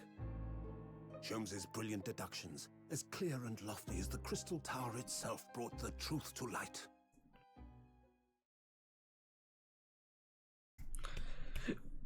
Okay. Working tomorrow? No! God forbid. Thank God. Remember before I was talking about how I worked 7 out of 8 days? I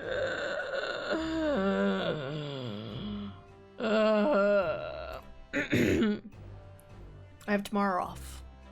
And then I have to work Friday. But then I get 2 days off. But then I gotta work Monday. But then I have Tuesday off. And then I have to work Wednesday, Thursday. But then I have 3 days off.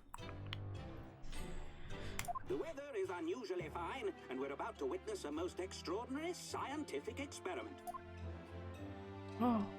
Is he gonna die in the camera? This guy's was the one that was gonna die, right? Engines and electrical power dominate the world.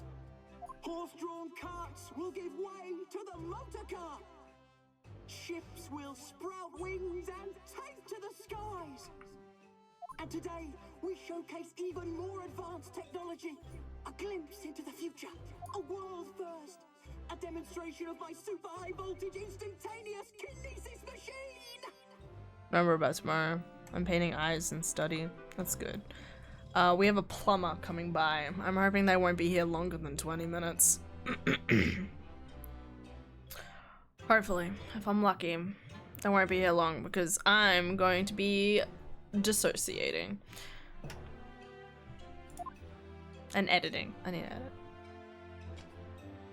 A man will literally be disassembled by a pulse of high voltage electricity and beamed to another location.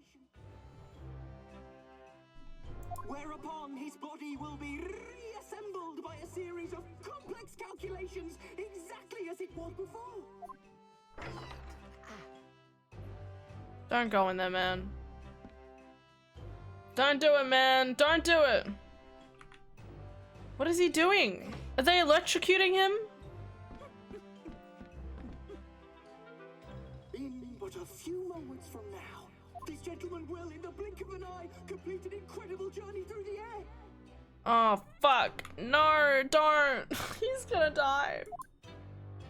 To arrive an instant later on the Crystal Tower behind you! Oh, no. I think it's a teleporter. Or a rocket. I think it's a teleporter.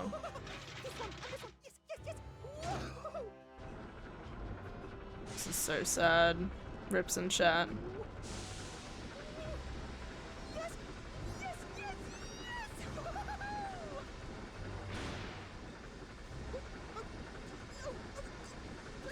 What did you fucking think? What did you think?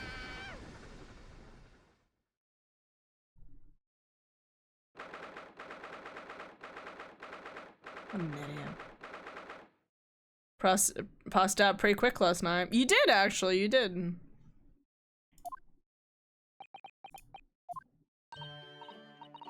Runo, are you listening? Yeah, what was that, Iris? What's the matter with you? You've been miles away all morning. Didn't you like what I cooked for breakfast? No, that's not it at all. What are we talking about again? Today's paper! It's full of news about the Great Exhibition again. Ah, yes, the Great Exhibition. I'd like to go sometime. You're really not your usual self today. You seem really down. Don't you agree, Hurley? He's not here. Oh, he's also down. you say something, Iris? Oh gosh, you're even more down.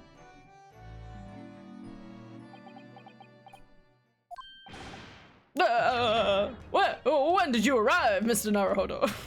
Bro, fucking, what was that? I've been here for about half an hour already. We had breakfast together?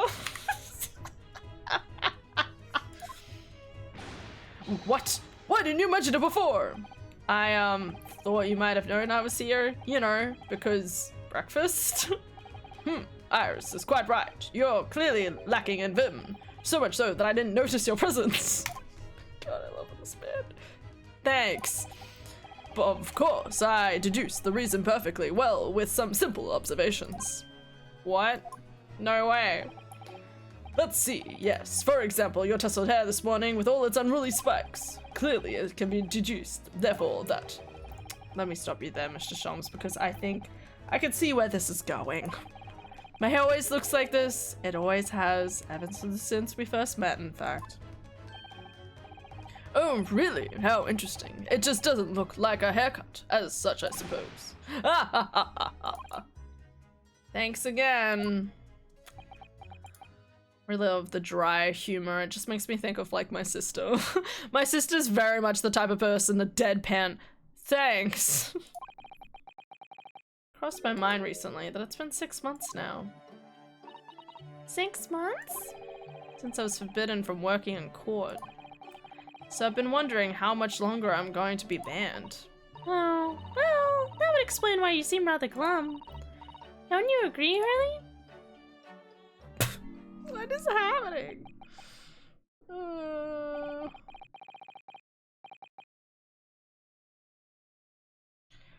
Do you say something, Iris? Ah, back to moping.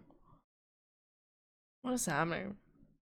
Case this, case that. Where's the case of me and the vamp boy spending time alone? How did you know that's what I was thinking? God. Iris is great, Thief Girl. Gina is a different vibe. I love Gina. I think I really enjoy doing her accent. You're funny. Seems even more down in the dumps than me.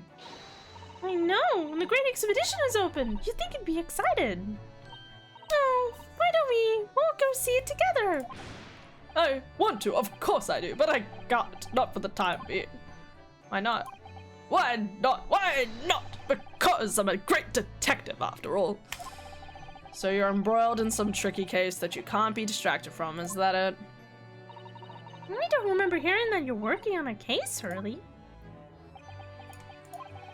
I suppose I should try to find out what's going on.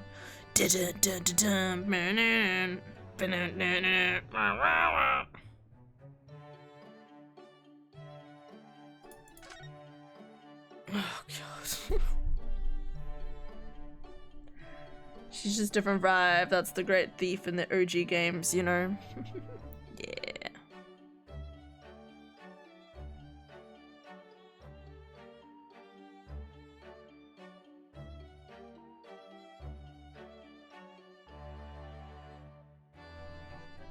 Sorry, I'm definitely not looking at my phone. Okay. I put it down, I put it down. My back!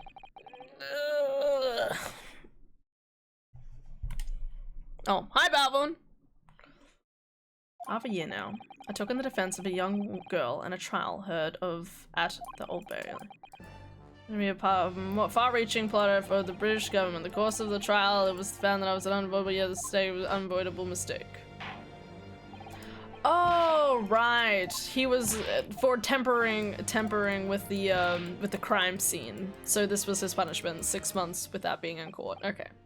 I had my right to represent people in court revoked. I was told I had to spend my time in research and study, so that's what I've been doing. How do you have enough money to live though? You're lucky you're living with these two, because she's making probably thousands of dollars off putting this stuff in the newspaper. You haven't. You have, haven't you, Runo? Reading all those big fat tomes about British lore up in your room, and the notes about Sholmes' old cases? Brewing Iris's special blends of tea, fetching my daily bread for me.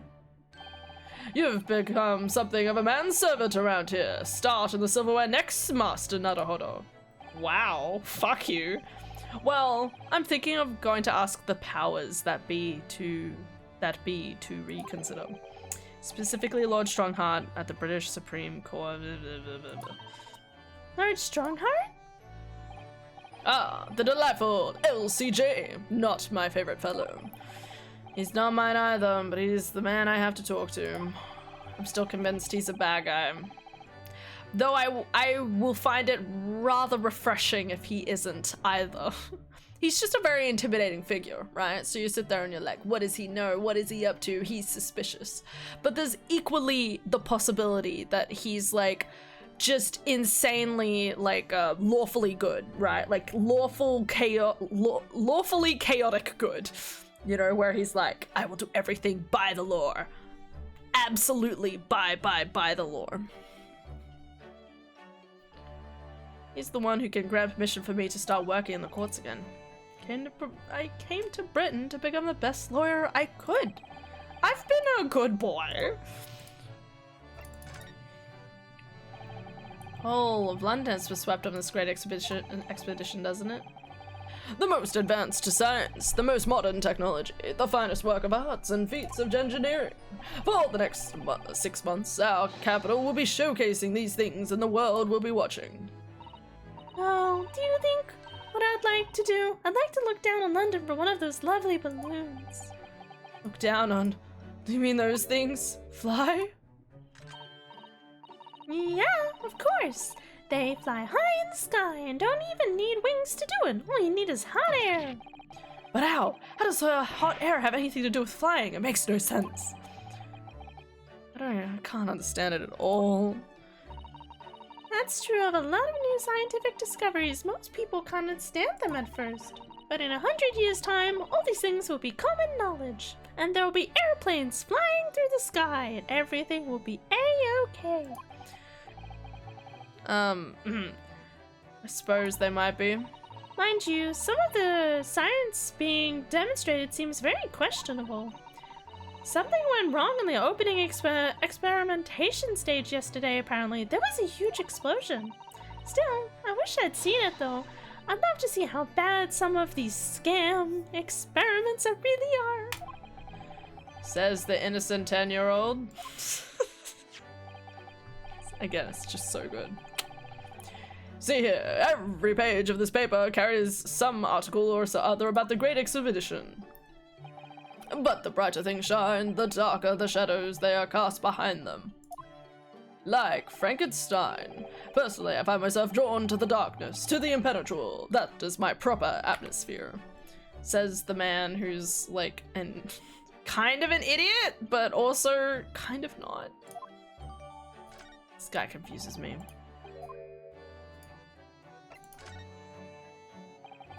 Are you investigating a particularly tricky case at the moment, Mr. Shams? You could say that, I suppose. Nothing more to add? That's not like you. What sort of case is it? Shh!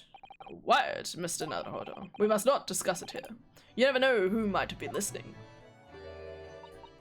You're acting very strange, Shirley. What do you mean, Iris? Well, usually, the more mysterious and complicated cases, the better Hurley's mood is. Is it really a case that's bothering you? Iris, please, you mustn't exercise your astute powers of observation and deduction on me without invitation. Remember what I always say. Put yourself in the shoes of the individual about whom you're making deductions. I'm pretty sure that's something Ryunosuke said. You say that, do you? You, Mr. Shams? Never mind. Once I've had a cup of tea, I must make my way at once to the crime scene. That was a deep sigh. This entire scene has just been amazing. I love it so much. Okay. Oh, the layers of life. No more.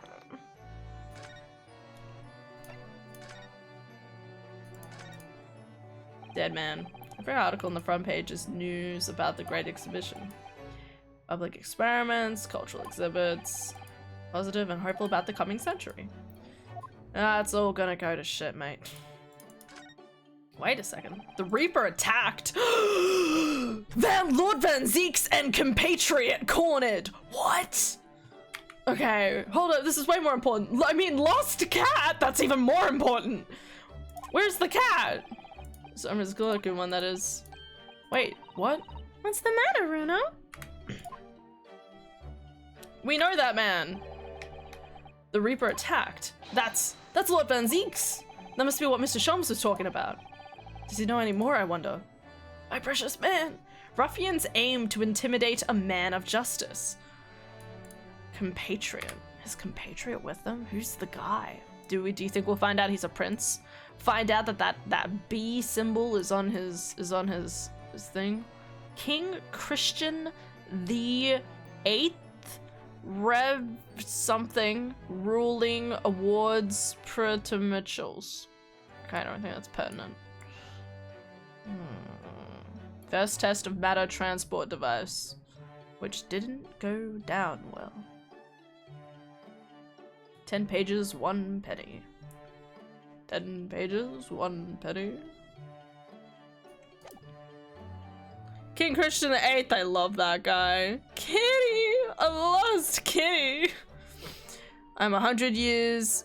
Yeah, in 100 years, people will be watching us through a machine box. Did you know? They're going to be making fan art of you. Homosexual fan art. Very, very homosexual fan arts. And don't get me started on the fan fiction.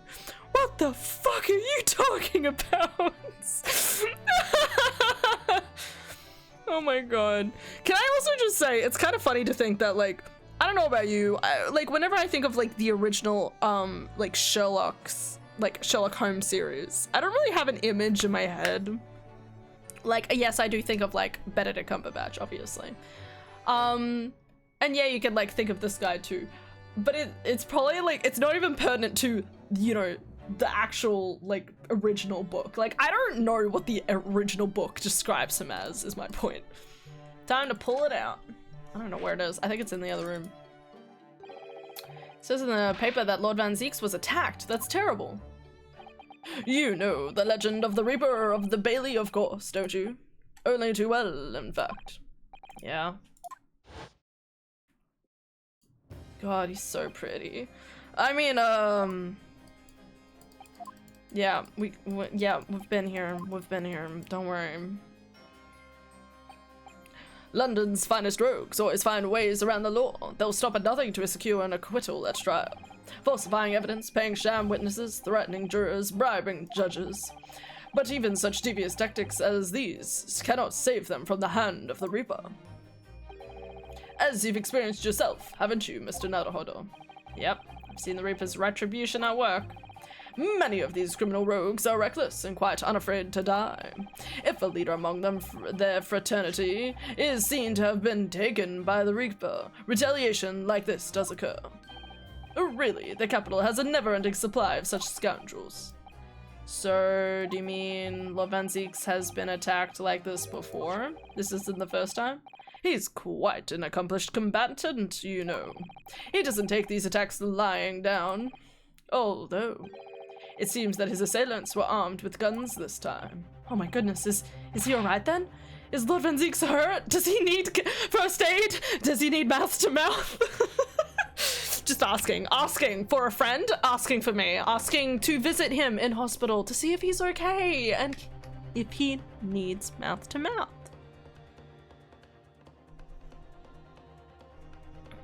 Oh, hello! Hi, Ultra, how's it going? You know, I always feel like I see you at the most funnest parts of stream. It's just like, there's always like a little bit of like pizzazz in the air whenever you rock up. I always feel like I'm saying something really stupid and then you come in and I'm like, oh shit, people are watching. I hope you're having a good day, Ultra. In Hungary, in my stomach, there is a saying that's basically, don't lie because the roof will collapse. Today, for the first time in 1.5 years, the new PM has visited one of the government propaganda channels, and the interviewer kept interrupting to say BS. The PM looked up at the roof and said, "I sure hope this roof is well enforced." I really like that. That's so cool. I love that. Oh, that's so good. That's such a good line. I sure hope this roof is in place. I'm gonna take a photo of that because I feel like that just needs to add. I need to put that in my vocabulary on the regular. Sorry, I fucked up talking. I'm not watching, but I'm listening to everything. Okay. Socks. Gummy bears. Manaphy. Popcorn. Toothbrush.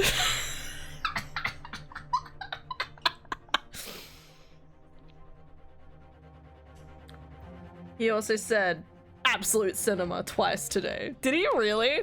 I think I saw you type that in our group chat and I was like, I kind of just assumed you were memeing. Like you were just saying, I didn't realize you actually, I'm gonna read it.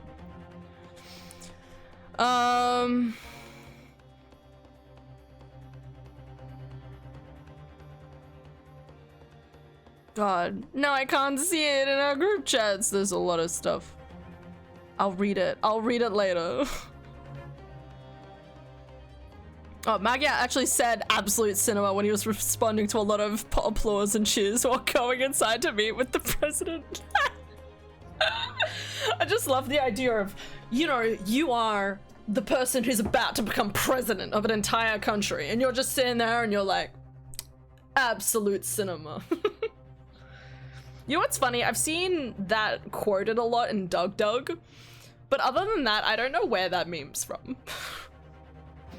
Maybe he watches Doug Doug. Oh my god, the new president watches Doug Doug. Must be true.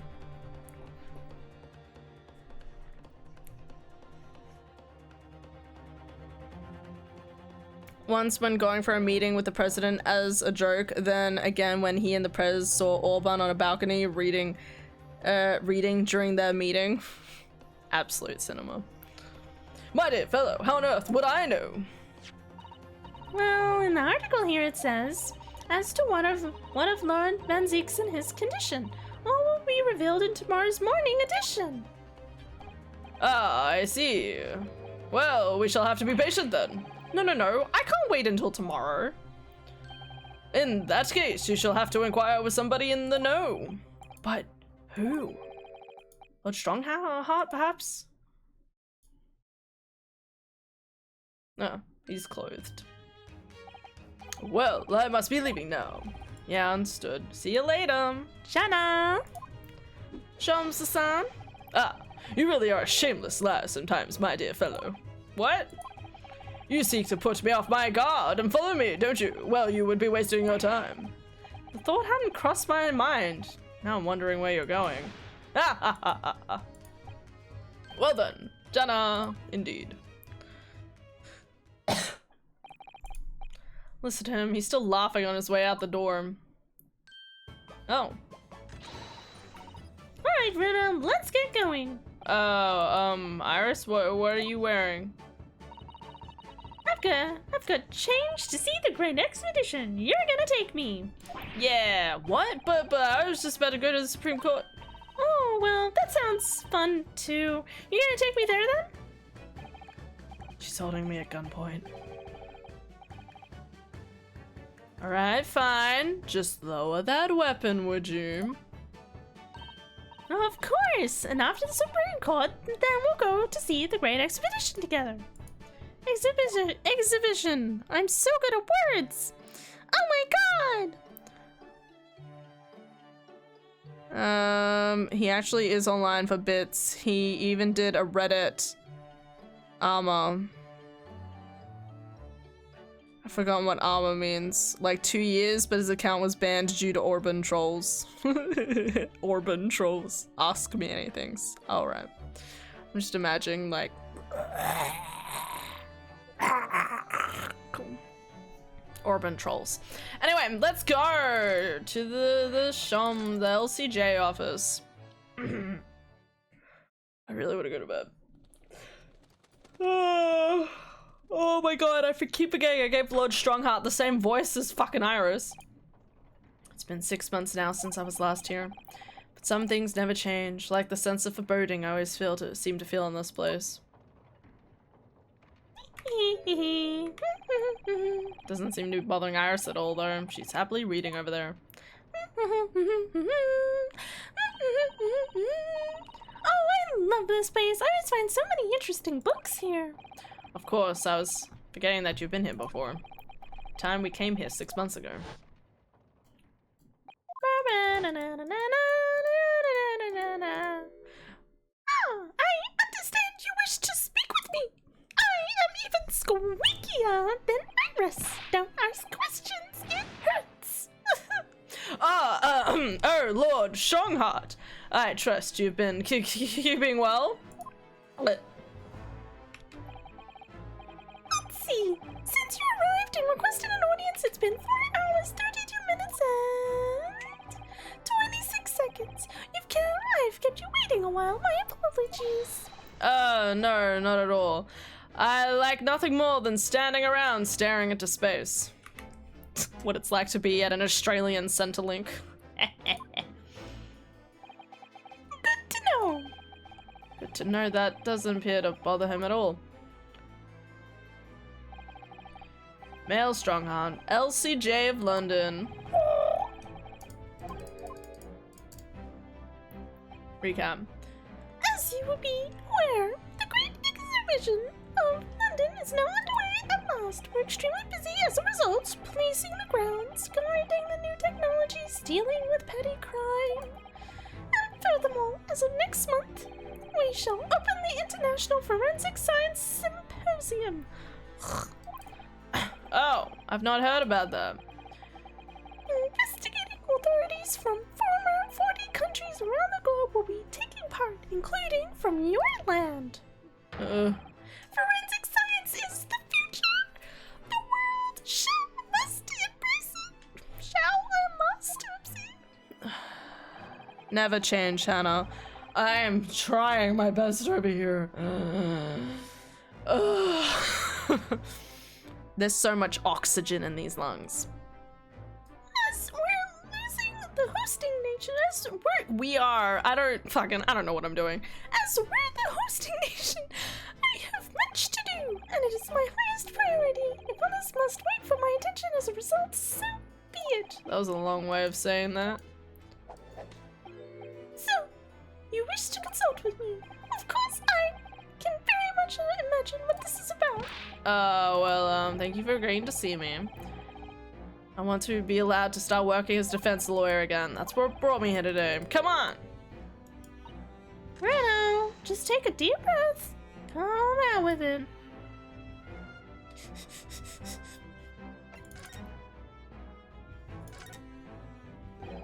I actually came here today to ask for your permission. Go on. 6 months ago, my right to work in court as a lawyer was revoked, and I was told to spend my time studying. Obviously, I'm very sorry for what happened, but the thing is, it made me understand what it really means to defend somebody under the rules of a foreign justice system. And I desperately want to have another go. Please, permit me to enter the courtroom again, please. I'm so bored, okay? I keep having to serve Mr. Sholmes. I have to clean his socks. I don't want to do it any longer.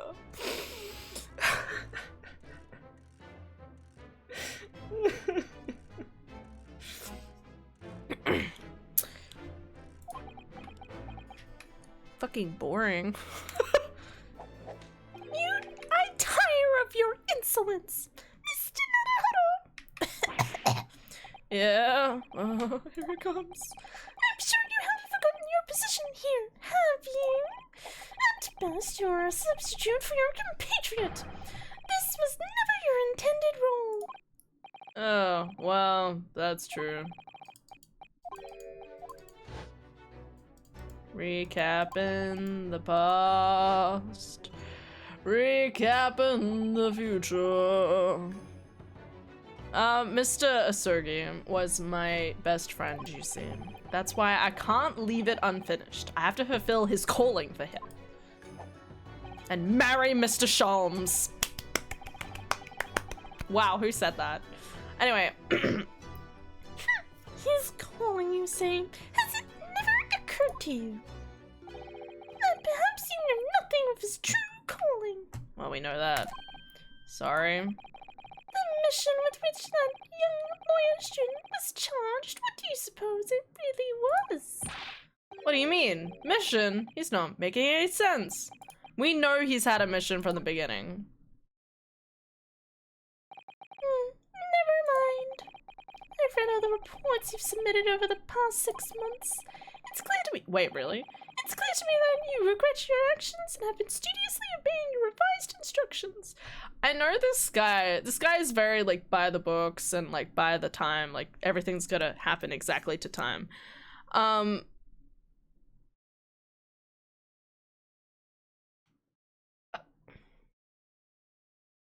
Is his tie the bee? No, that can't be right. Kind of looks like the same kind of crown, though. It's at an obscure angle, though. No, it's probably not. So I was just admiring his, like, shirt.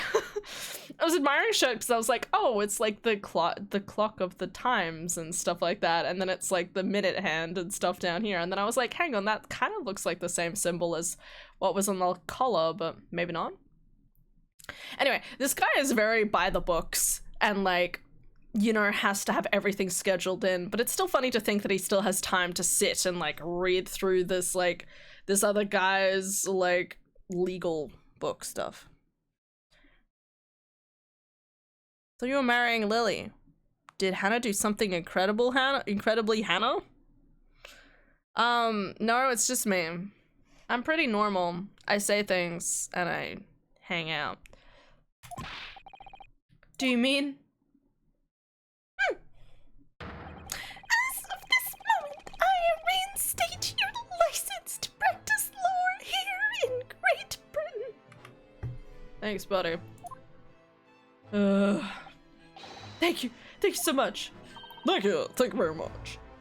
That's wonderful news, Runo. God, it's always so weird going between those three. It's insane. In fact, I believe I have the perfect case to mark your comeback. I'm curious there. Two. Oh my god! Well, I wonder what Hurley's been saying. And then we have just me staring in the corner like, why? Why did I choose this voice? Why? We'll marry tomorrow and the day after and every day. And we'll marry in the morning and the afternoon and the evening. I think you're thinking of sex. You don't marry multiple times a day. You can you can have sex multiple times a day, but marry is like a one-time affair. That too. Okay. Just being an adorable idiot as she always does. Make it sound like I've donked my head on something. That does sound like something I would do though. Get up, just walk into a door.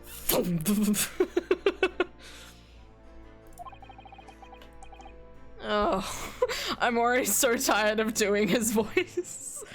Runo's is fine. This is ridiculous.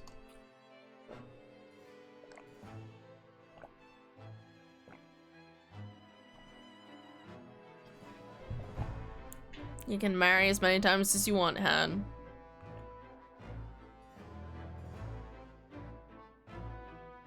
Really? Surely there's a cooldown. There's a cooldown to marriage, right, guys? Right?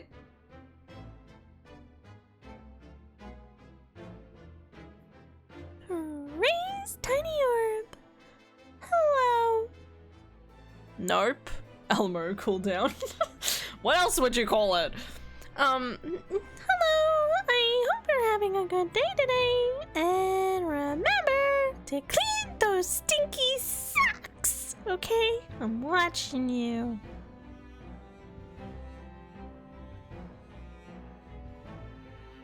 Ah! Flawless. Flawless execution. I hope you'll consider it. I hope. Of course. Please tell me more. This guy scares me. You described it. Oh, I need to do washing tomorrow. Shit. Okay. You described it as a curious affair? Yes, that's right. I believe it was reported in the press. Are you aware that it was a serious accident at the Great yesterday? Oh no. Yes, I read about it. A professor from Germany tried to carry out a crazy experiment. Why'd they have to make it come from Germany? Why not Hungary? Why not Estonia? No one knows what Estonia's up to. Someone needs to talk more about Estonia, Latvia, any of those countries. I don't know what they're doing, okay? Someone needs to tell me what they're up to. Let me see. How is it described? Super high voltage instantaneous kinesis, I think. Instantaneous kinesis? As in moving things with the click of your fingers? That's right. It's just what my herbal blend needs. A dash of devil may care. Whatever the serious accident was exactly, it's clearly captured Iris's imagination. Someone say Hungary? I did. I don't know what they're doing either. Oh, okay. Estonia said something like, digital security comes from education, not from limitation, if I recall correctly a few days ago. You know, maybe Estonia's onto something, guys. Maybe Estonia's goated. Well, it was like, so like in Australia, right? They had that whole thing where they were like restricting social medias from people that are like, restricting social media for people who are under the age of 16, which is still a policy I mostly stand by, only because there's a lot of stuff that has the potential of happening to people who are under the age of 16. Okay, you know, just trying to minimize like bullying and stuff like that.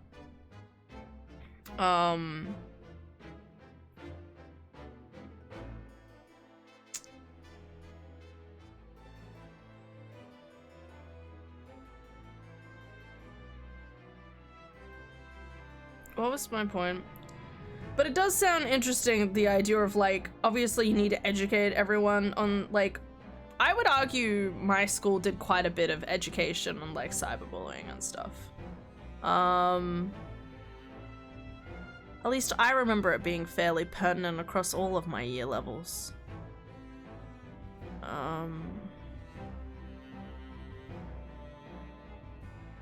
So I'd argue education is important, but it's also about behavior as well. That's the thing that's obviously always difficult across schooling as a whole.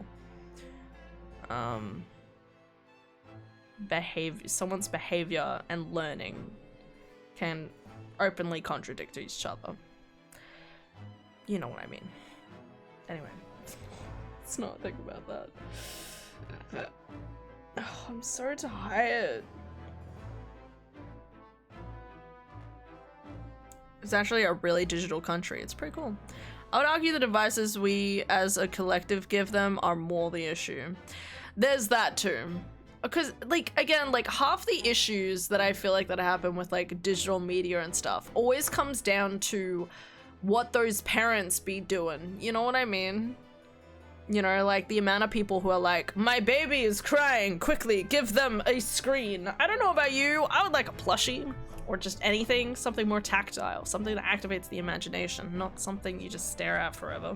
All right, Toy Story 5 will show us the way, okay? Anyway, not the point. Between like iPad usage from a young age to into adulthood to just parents like not being like responsible. As I said, my parents were remarkably good with trying to like explain the parameters around the internet and the like, you know, like, I mean, sure, I'm pretty sure my parents did tell me, hey, don't say your real name online, but after a while it was like, oh, I can say my real name online, you just can't give any other details after that point. Name, age, you'd probably mostly be fine. Anything beyond that, don't do it, okay? I only say age because it's like...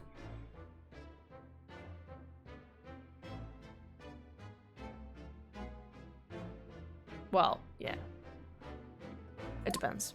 You shouldn't say age either, arguably.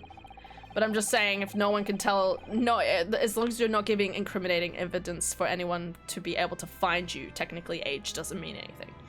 That's my point. I won't go into my opinion on that whole thing because I have a lot, but I'll just say that in my opinion, education is more important than making kids unable to access digital stuff. Well, and that's the thing, right? The 16, as I said, like, I agree with the idea of what they're doing with banning under 16-year-olds. It's obviously not working in actual practice, okay? Because, you know, as someone who exists on the internet, pirating, you know, you're her. And thus be unprepared once they get access at 16.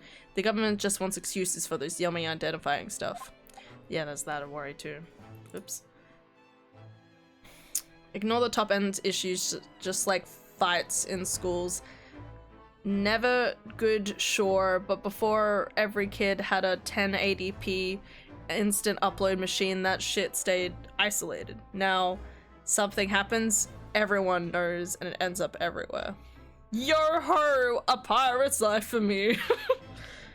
Life. But yes, you're totally right. And that's what I mean, but then if you make sure that everyone in the school doesn't have access to something like Snapchat, then no one will know about it, right? Like I was telling, I won't go into details, but one of my friends from high school was giving me all this goss about stuff that was happening in like year 7 or year 8 online specifically, and I was sitting there and I was like, I didn't hear about any of this because obviously I didn't have Facebook. Well, all of them turned 13 and was like, time to go on Facebook. So apparently there was like tons of bullying and other like conversations that were taking place completely unbeknownst to me. I was convinced that everyone in the class was having a great time together. I was like, all these people, we're such good friends. We're all hanging out together. Fucking I don't know what's going on. Hi, Cameron. Good morning again. You should just go back to sleep. Shh. It's too early. I'd be glad if there was no dumb kids on social media, but I still think it's a bad law, but I'm also not Australian, so. Again, if you have parents who know how to like organize and understand your own information, it's fine. Like I have like one parent I know, she was really good because she was like, hey, I'll let you have Snapchat, but you have to tell me who each of the different people on your phone, like, you know, like tell me who your contacts are and make sure you don't obviously friend random people that you don't know, you know? And it's like, that makes sense. Like, who does want to friend random people they don't know? Right, internet? It makes sense when you're under the age of 16. But it also means you could still have the functionality of Snapchat and be able to use that amongst your family, and that's fine, and that's good.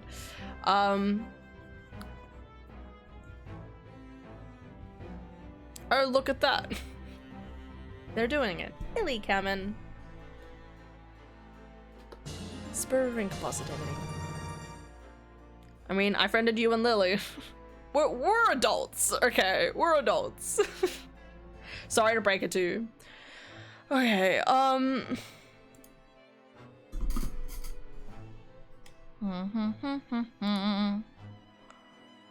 so tired.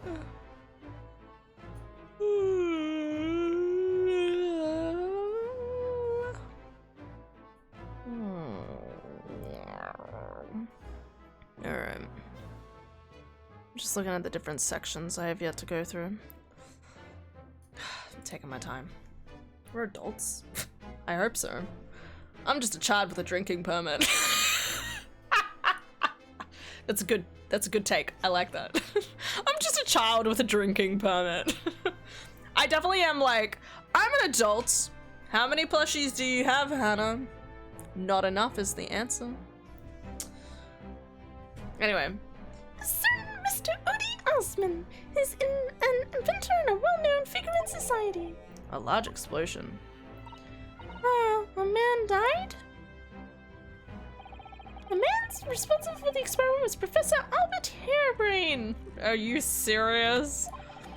He was detained immediately after the incident and is due to appear in court tomorrow. On the charge of murder. What? Murder? If you intend to take on his defense, you should hurry to meet with him at the prison. There is very little time left for you to carry out any kind of investigation. There is sufficient. A murder! I feel like I'm out of my depths before I've even started, but still. This guy likes throwing me in the deep end. We should go to the prison straight away then, and try to meet with this German professor, don't you think? Definitely. Oh, yes, one more thing about the case. There's a connection with our mutual acquaintance, the Reaper. Oh? Lord Van Zeeks, how? Sorts of conferences have been taking place around the world to coincide with the great. Okay, let's just read this. The great month, the largest and most important of them all will take place at last. The International Forensic Science Symposium. It does seem as though criminal investigation needs to embrace scientific methods, doesn't it? Wrong voice. Exactly.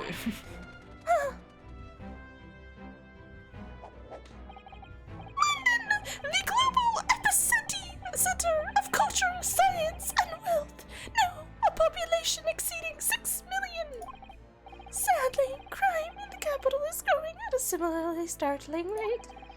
And it never stops. It doesn't stop from this point onwards, Strongheart. So sorry. So it's imperative that we use the latest scientific methods to investigate and resolve cases as efficiently as possible. Which is what is known as forensic science, isn't it? Exactly, the future of policing. I don't trust this guy. Regrettably, however, Britain is currently dragging its feet when it comes to the adoption of forensic methods. Oh dear, that's alarming.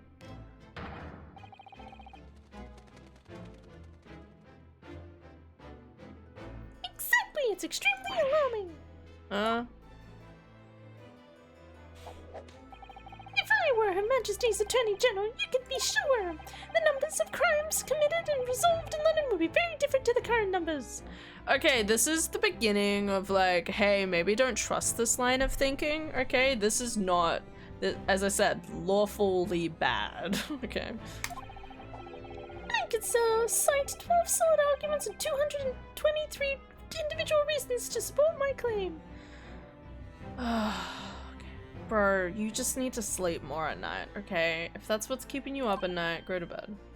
Sorry. By the way of apology for keeping you waiting earlier, I shall detail everyone now. What? Oh, how fascinating.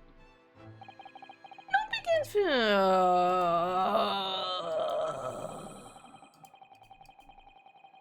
He just passes out. And then he went to heaven.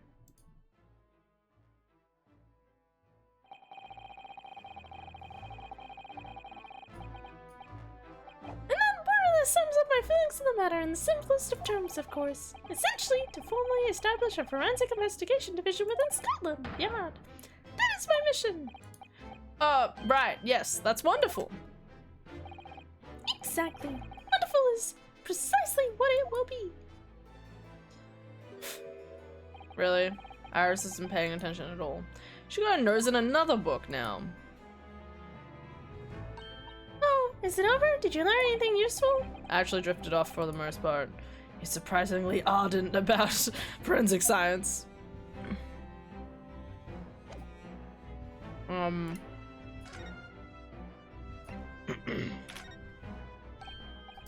That reminds me, have you seen this? Reports on the overwhelming success of the Great Expedition, of course. No, not that. The story on the back. Reaper attack, all of that. You've enjoyed some victories in court against my #1 prosecutor, have you not? Poor Mr. Reaper. What happened to him? He was killed, was he? There's no need for concern. sir. Lord Van Zieks will not be so easily dispatched, I assure you. Can you tell us what happened? I really love to know. Very well. If it interests you. It does, strangely.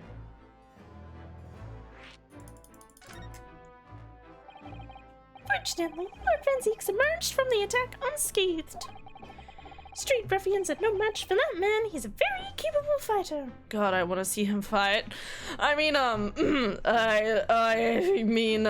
glad he's okay.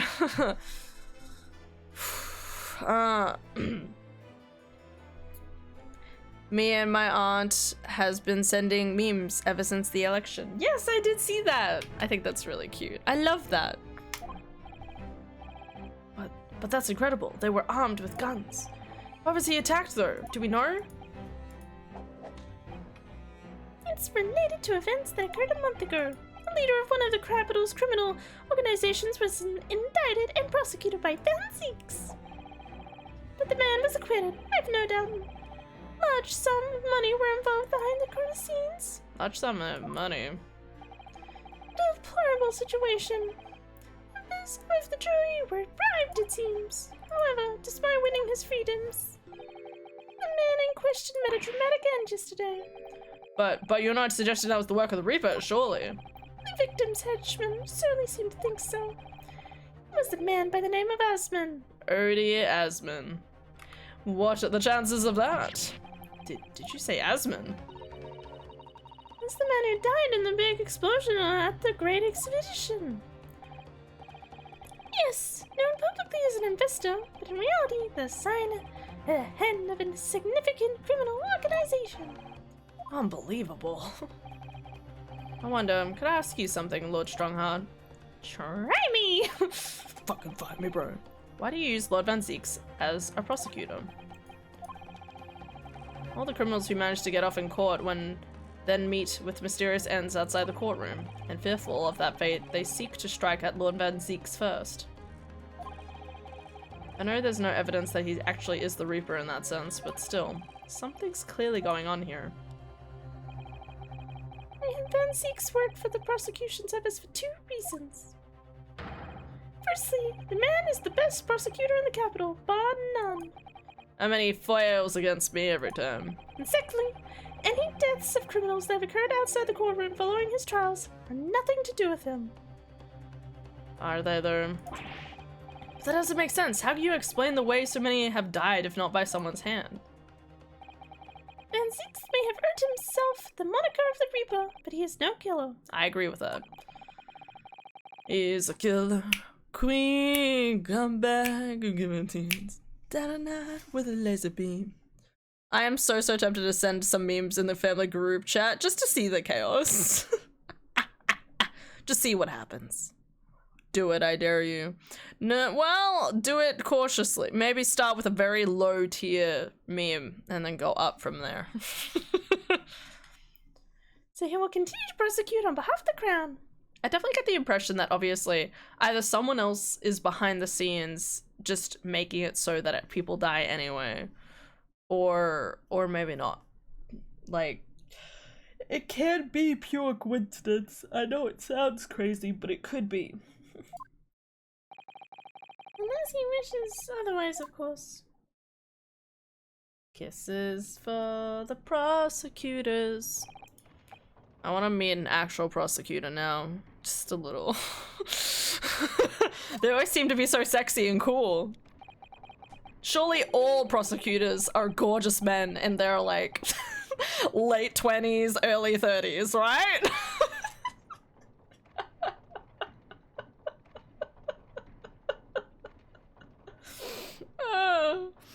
Anyway, Lily, my love, are you planning on becoming a prosecutor anytime soon? Asking for questions, do you have the glasses? They're a part of the look, okay?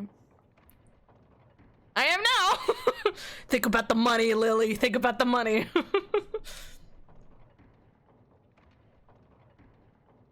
Marie, 11 hours and 16 minutes late. My colleagues must start the village. 11 hours late, that's quite something. Meeting already started when I arrived back here for the engagement with you. So lateness was inevitable. Time stops for no man. God, this man is mean. constantly. Except he seems not as stressed. I would assume he's at his office. Right.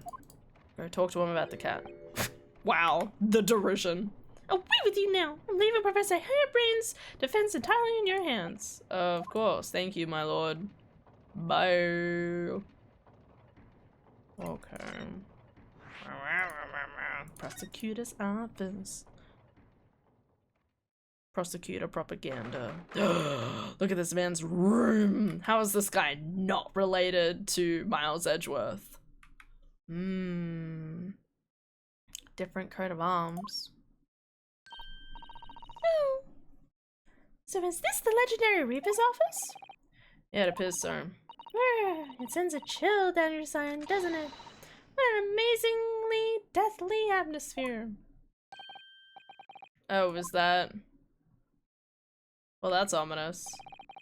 The hooded figure was so still I hadn't noticed his or her presence. I wonder who it is. If we find out that Sherlock Holmes having a second gig, just wait for it. Just wait for it. What are you doing here? What are you doing here? Yes, finally, we get to interact with him. I'm so calm. Everyone stay calm, okay? We actually get to interact with him like a normal human being rather than just being in a court, okay, guys? Everyone, calm down. Hey, kitten.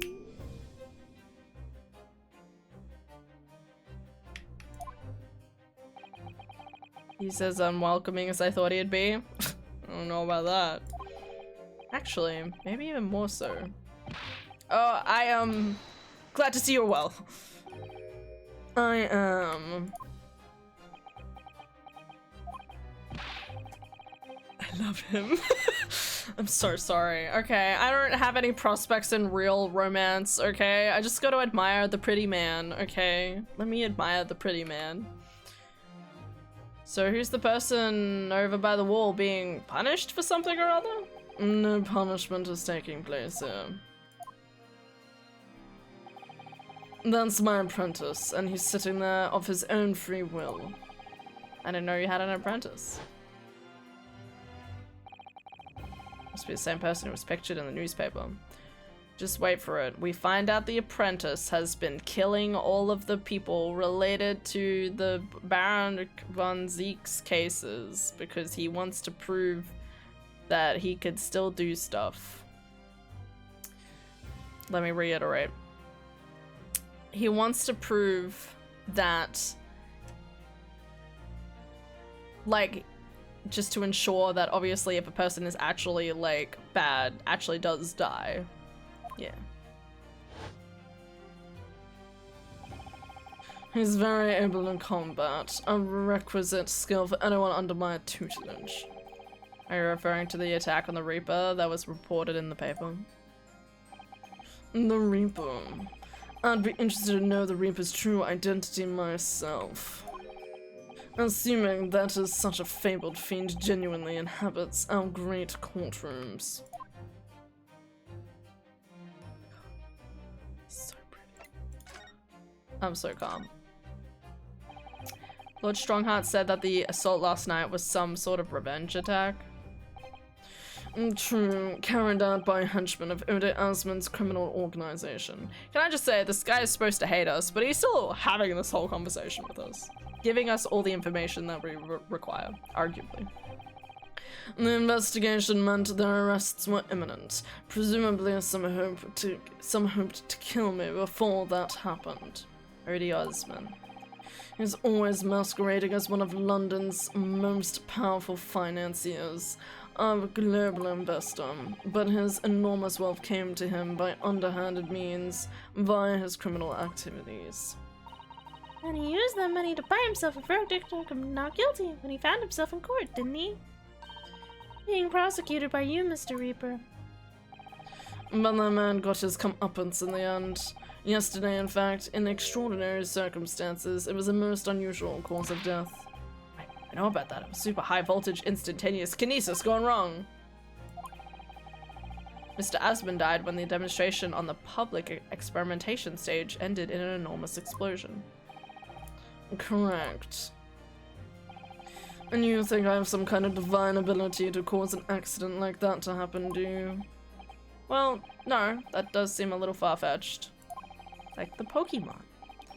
If this man really is the fabled Reaper, then he has to be innocent of this particular death, at least. It's strange how this has worked out, isn't it, Runo? I mean, what with you taking on the professor's defense for the trial tomorrow? What? You're going to be defending him? Yeah, that's right. Though I barely know the man's name yet, to be honest. Albert. Albert Harebrain. That's right. Do you know him by chance? Of course.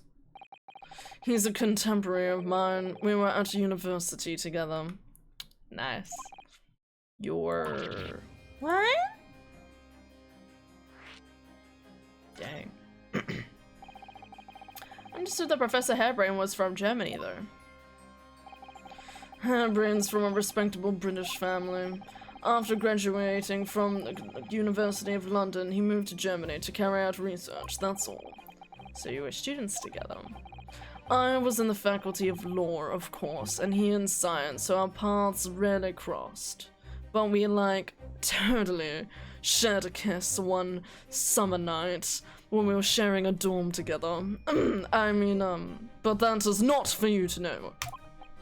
But, curiously, we got along. Though I've not met him since my university days. Time for them to meet again. I certainly didn't expect our encounter to take this form. And with you of all people representing him. Why are you upset? Do you want to be us? Only if I make it out of this office alive. I love Ryunosuke, he's so great. A harebrained scheme, then. Yes. He's actually been charged with murder, it seems. Yes, I know, because the prosecution will be handled by me. By you? But you made it sound as if you and the professor had been friends. We are friends, it's true. Then why would you do this? If the Reaper is the prosecutor, there's nothing anyone can do to save him. He's doomed. It's Lord Van Zeek's thinking. Maybe that like moment of him being like, you're doing it, is him being like, oh my god, there might actually be a chance for my friend to live. Because we're lucky ducks. What do you mean by what you said before? If you'd like to know the Reaper's true identity, does that mean...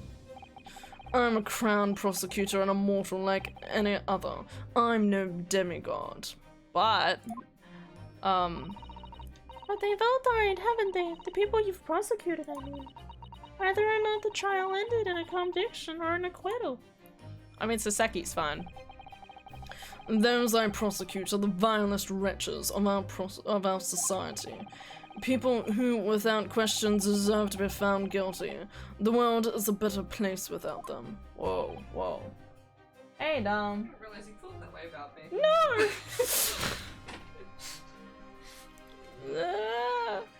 Oh. I keep forgetting that, like, 3D-ish. Yeah, right? It's every time it's a little throw off. Dude, there was a dude in the last trial, and he went, like, kind of, like, crazy, right? Mm-hmm. And it did, like, a whole weird animation of him, like, putting his head up and his eyes going, like, crazy and, like, going raw. Like, it was so spooky. It genuinely shocked me. You're gonna have to show me, like, the YouTube snippet of it or something. Okay. I'll do that. Bring it in. I might be stretching, but I'm stretching for a hug. As well as stretching my back at the same time. Hello, Dara. Hi, honey. How's it going? It's going good. Have you been resting? Not quite. No? I've been recruiting. I should put it in my pants. Recruiting? Yeah. What do you mean recruiting? What do you mean? There's Parkherbia to play, Adara. I was trying. I give you so much ample time to play Parkherbia, and this is how you repay me! What do you mean? You're streaming, you're doing your own thing. Go on. Elaborate. So you know how we're looking for a new intake ops person? Mm-hmm. Oh, right, yeah. Yeah, I think I may have just snagged Hannah.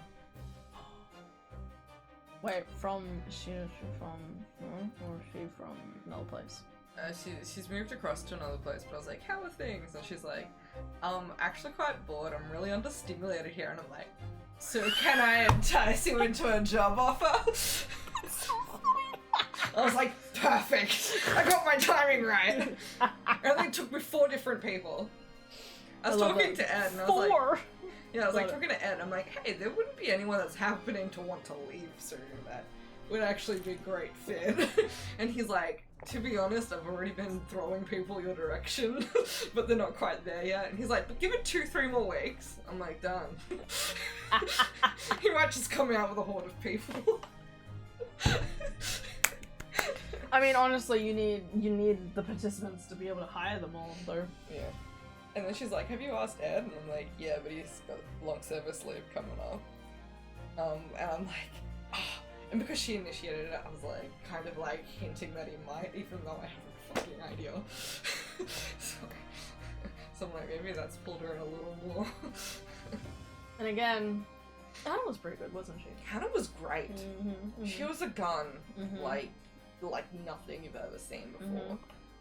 I think she'll be bored once. She'll be bored after 6 months because she'll be too good at her job. I don't know. It'll be crazy for the first little bit, and then it'll be like, I'm a pro. She should be interesting to have, because I don't know if things are crazy at work, because everyone's lacking a bit of experience, or just because it's sector's mayhem. The entire sector is crazy. So, I'm like, if Hannah's there, she'd actually help me figure out which one's which. Alright. Fingers crossed. Moving pieces. She said she'd give me a call tomorrow. Ooh! Love that. So you could call her up. So you could talk to Ville in the morning. Yeah.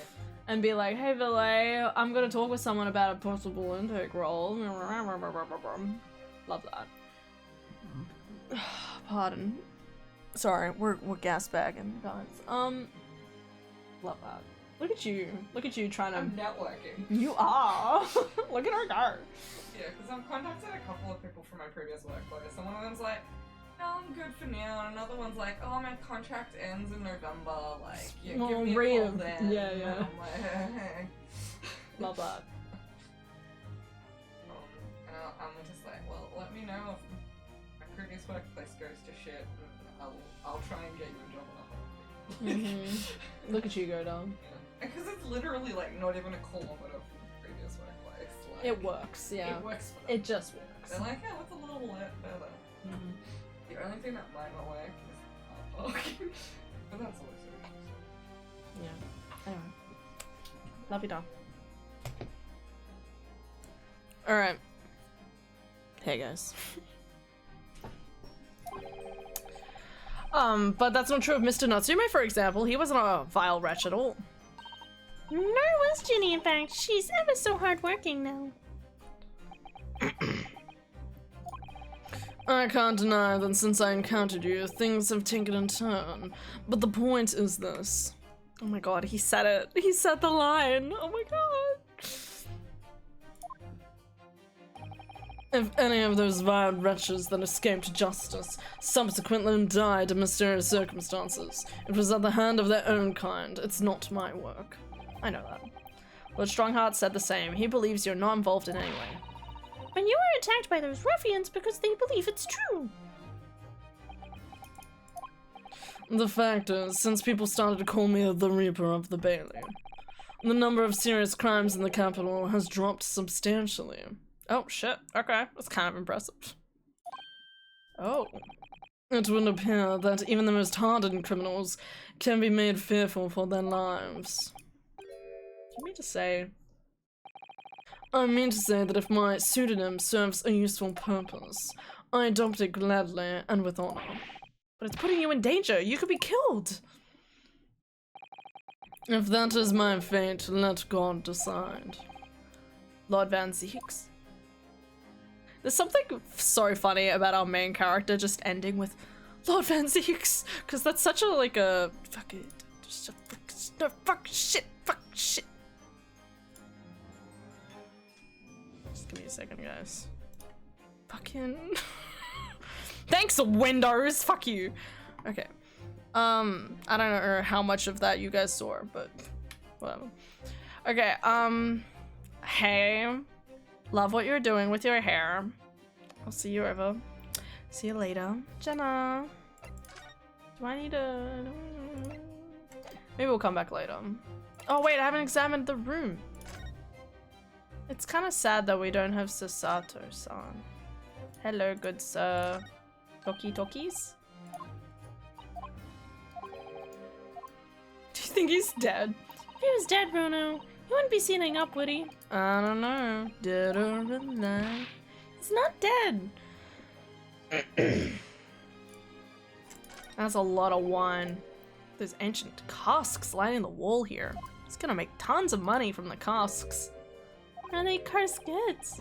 You don't think all those people who escaped conviction and caught a lying inside them dead, do you? What ridiculous notions are going through your head, man? This is my collection of fine vintages.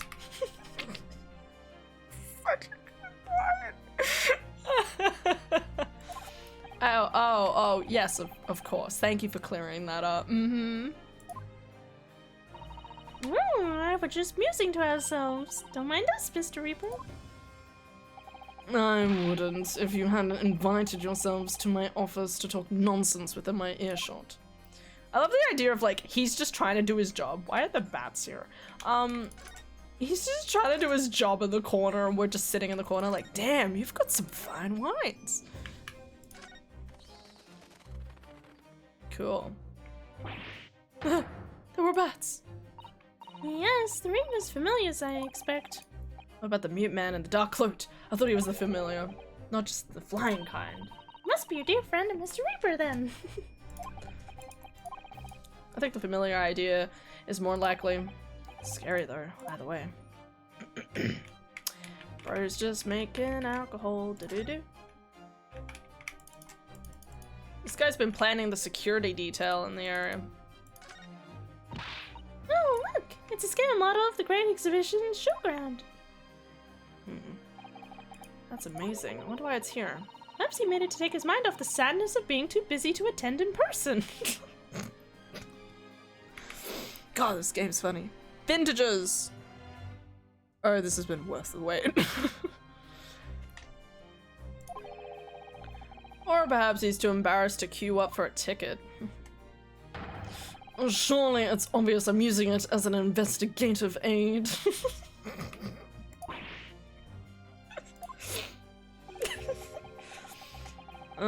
You have no business painting others as overly reserved.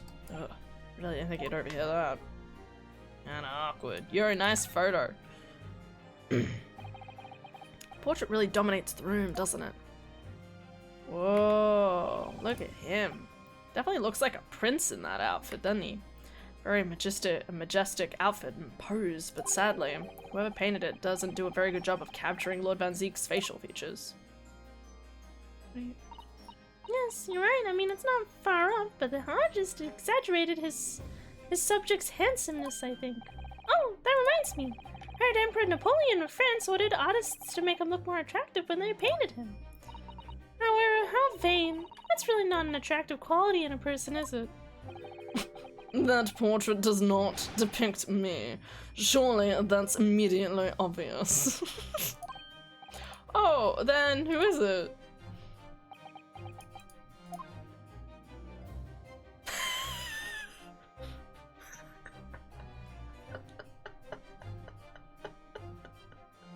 Why is this all so funny? I love it. Okay. Oh my god. Chess. Look, Van Zeek's desk. Look, it's so stylish. And that's a marble chess set beside it. Chess. That's the Western version of our Japanese shogi game, isn't it? You know, I'm actually quite good at shogi problems. Oh, really? You'd probably like chess problems in that case. Love to challenge Lord Van Zeek sometimes. To a bout of shogi problems. If you only really want to challenge yourself, you can always do that on your own. At home.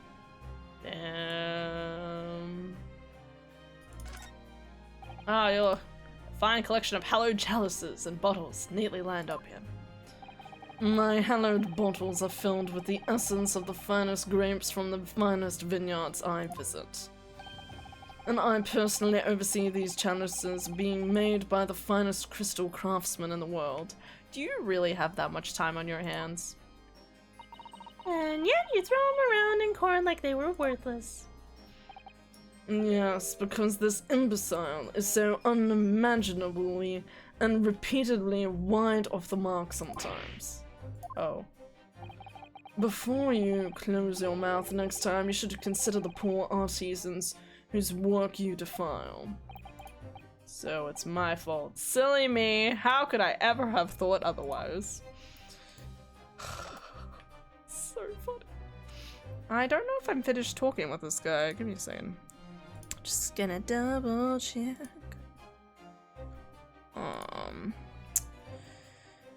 Here.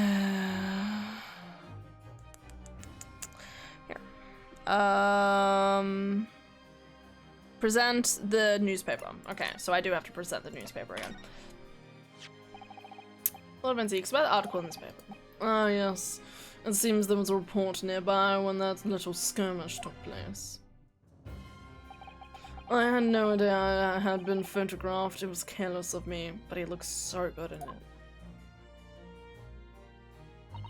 It looks as though it was taken after the people who attacked you had run away, though. Rest assured, the police have already apprehended every last one of them. But there's something else fighting alongside you, it seems. Someone else. I think it's the same man who's sitting over there as we speak, isn't it? There's just something about that arm that looks really familiar. Like, Kazuma-sama? Maybe not Kazuma-sama, but like, there's something familiar about that arm, we can agree. No, that can't be right.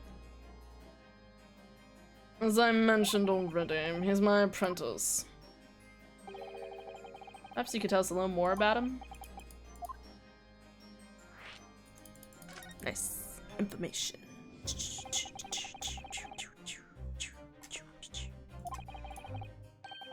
So you could say he's my apprentice, I suppose. No, like you are to Hurley then, Rulo. I don't remember taking an apprenticeship with the great detective, but he's currently compiling a report about last night's attack. Looks like he's wearing some kind of mask? On Lord Strongheart's orders. Nobody knows the man's face or indeed his identity. Maybe it is Kazuma-sama. I have to admit, Kazuma hasn't appeared since like the beginning of the game, which was kind of suspicious. So like, how terrible would it be that it gets to like the 4th case, right? And it's like, the masked man was murdered, and it's Kazuma again?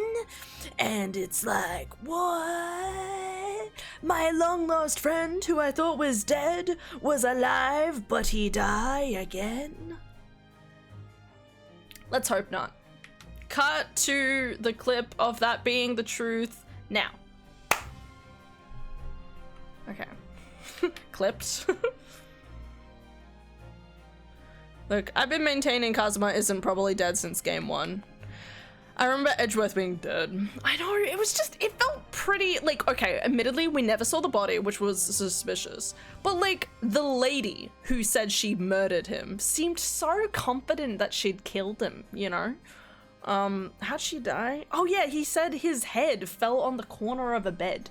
Now, arguably you could say that that's not enough to kill someone, but the corners of those beds are fucking nightmares, okay? I don't know about you, that sounds like definitely plausible in my opinion. Anyway. But why would you agree to take on such a clearly suspicious individual? I know who he is. Lord Strongheart's orders again. He's not one for meaningless follies. There will be a good reason for his actions. Hope you're right.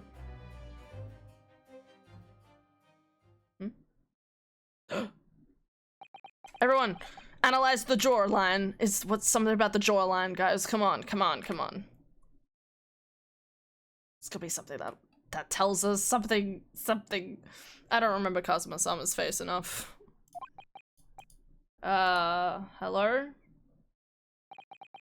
The task is complete. Good. In that case, it might be his jawline. It kind of looks like his mouth, right? It's gotta be his mouth. In that case, you can collate all the briefs. He can't speak because otherwise we would recognize his voice. We love you, Kazuma-sama. We are doing it for you. Yoroshiku? I like the idea that right now he's thinking, he's still got the sword I gave him. He's carrying on my will.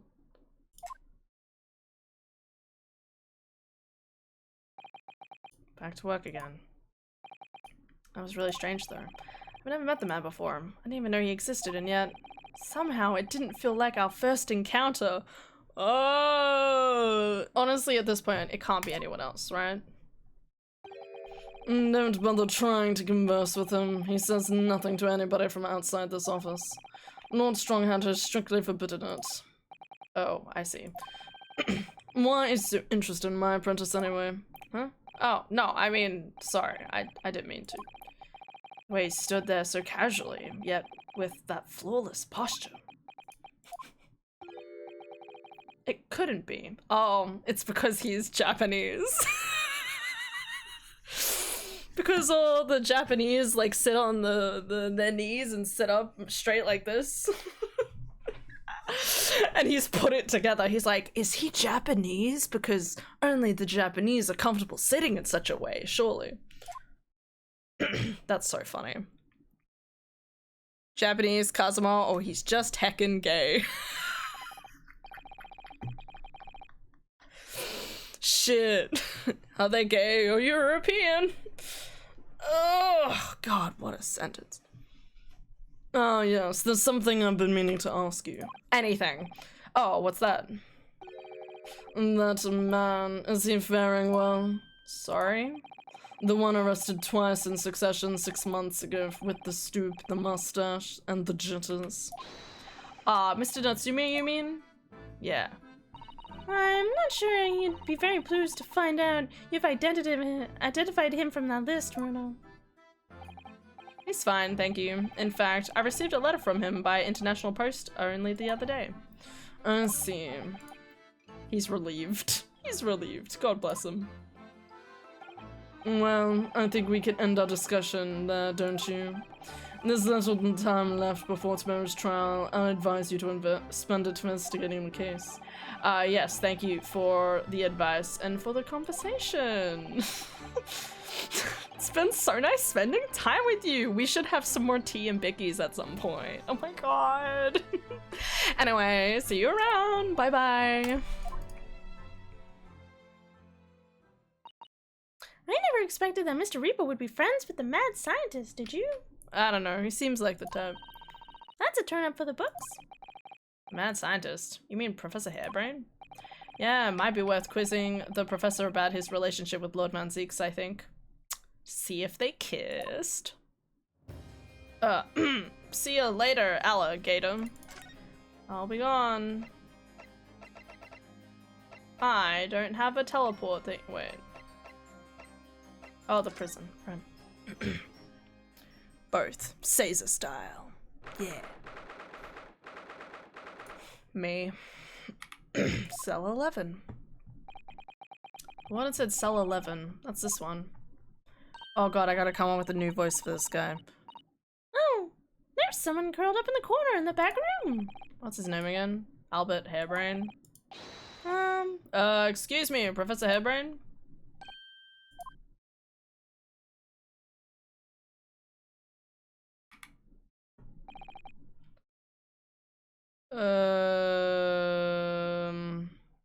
Who are you? I'm Ryunosuke Naruhodo, a lawyer. A lawyer? Yeah? Something I said? Ah, a lawyer you say? I don't know. I always feel like I'm doing the same voices, just with slightly different inflections, which arguably is the English language.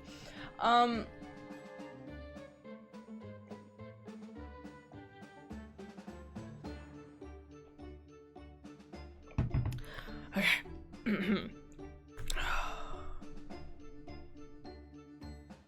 I'm real sleepy, guys. I was hoping to get through this first part of the investigation really quickly, because there's like 5 parts to this case. But this is taking time. A lot of conversation to take place. Lawyer? Lawyer, you say? Would you be here about the experiment? Are you going to defend my hypothesis? Your hypothesis? Sorry, I don't. Yesterday's demonstration! That demonstration was that magnificent demonstration it was an out-and-out success by anyone's calculations. But despite that, no one listens. No lawyer believes in the science when it's explained. They all leave at high velocity. Good enough, right? Now's probably not a good time to mention that your zeal made my concentration leave for a while. Okay. Did you mention the demonstration yesterday? The papers have called it a spectacular failure. After all, a man died in the explosion, didn't he? Yes, you could interpret the results that way if you really wanted to. But I suppose in the strictest sense, the experiment was a failure. But at the same time, it was a great success. You've lost me. I saw it with my own eyes, right there in front of me. Mr. Aspen was spontaneously disassembled. Dead. Until then, everything was going exactly as my calculations had predicted. At that point, he should have been beamed to the Crystal Tower by instantaneous kinesis. However, the machine exploded and Mr. Aspen in fact perished. Yes, I can't deny that part of the experiment was a failure. So what you're really saying is the large explosion that killed Mr. Aspen was an accident, correct? That's the big woods had you arrested on suspicion of murder. I was responsible for the man's death. That is the immutable truth here. And for that I wish to be punished. At once. Spank me on the butt. What? But... murder! Never in a million years! It was an accident, simply an accident. I see. Harley and I were talking this morning, you know? He said the situation would change completely depending on whether it was treated as an accident or a murder. How exactly? Well, if it really was an accident, then the professor's machine would be kept in protective custody. On what grounds? Yes, it's newly established here in Britain, the Special Dispenser for Scientific Equipment Act. That one passed me by. But if the case is treated as murder, then they'll say that my machine was the murder weapon, and they'll be able to pour over it as much as they like. If they examine it in detail, they'll find out how it's made, and then they'll be able to copy my idea. My precious hypothesis will be stolen. The machine must be protected from that at all costs. That's why it's imperative this whole incident is shown to have been an accident in tomorrow's trial. But was it? Doesn't mean it was intended by you. Could have been someone else. Ah, I see now. I hate that they're saying instantaneous kinesis instead of teleportation. So in short, there was a terrible accident on the Great Exhibition yesterday. Yes, or rather no. The devil is in the details. Strictly speaking, there was a terrible explosion. Sounds the same to me. You were demonstrating super high voltage instantaneous kinesis, weren't you? How fascinating. Pardon. Humans, like all matter, are made up of particles that are held together by electrical bonds. So, it must be possible, using a sufficiently high voltage, to break those bonds and beam the particles through the air. That's it in a nutshell. That's my idea, you see it? That's my amazing hypothesis. Didn't you try it on a rat first, not a human? Gosh, that's unimaginably high-leveled science. I don't know, I explained it pretty easily. Oh, but dare to imagine it! Dare to dream of such incredible technology! Just think, one moment I could be here in the cell, and the next I could be at the Great Exhibition again. He's gonna escape his cell at some point. Yeah, that would be incredible. And the next, in the mere blink of an eye, I could be at a great Parisian theater, say. The possibilities are endless. The whole of our vast planet could be within reach. So no more hiding in wardrobes on rocky seas for 50 days? What? I don't really see it like that. What do you mean, Iris? Well, if you could travel anywhere in the world instantly, the planet wouldn't really seem vast anymore, would it? I think it would feel like it had shrunk. My word, that's exactly right. Oh, what are the implications? What does this mean? Oops, that got Professor Bunny Brain really worried by the looks of it. Bunny brain. Clearly this is yet another of just because you can doesn't mean you should, I suppose. I agree with that. The point is, my calculations are flawless. The science works. But without a practical demonstration, it means nothing. And that's because the fly in the ointment. People die. Because practical demonstrations cost a lot of money. Money that young scientists like you don't have. That's exactly it, yeah. Oh my god. Struggling. Hurley's always complaining about it. He says the government should invest more in science. Well, anyway, I bumped into him at the right time. I met the well-known investor, Mr. Asman. The victim who died in yesterday's terrible accident.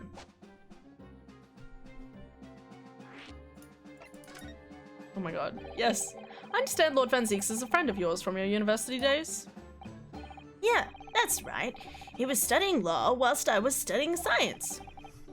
What was he like back then? Hot? Good question. Unassuming, gentlemanly, and all-round nice fellow, really? Sorry, what? Sorry, I think you misheard me. I'm talking about cold-hearted, merciless prosecutor Barak Fenzeeks. What was he like when he was at university? Talk about a leading question, Bruno. As I said, an unassuming, extremely pleasant gentleman. After all, he's the little darling of the Fenzeeks family, with all its aristocratic origins. Sorry, that word's difficult. Again, it's one of those words where it's like, as soon as you like pair it together with something else, it's like, oh, there's a slightly different pronunciation for this. Oh, I didn't realize he had such noble blood. Little darling. It was a bit of a shock when it came back to Britain and learned what he'd become. The Reaper of the Bailey, no less. Yeah, that's right. Yes, that's right. I did hear, though, that there was a very big event in his life that completely changed him after graduation. You mean the Hounds of Baskerville? Really? What sort of event?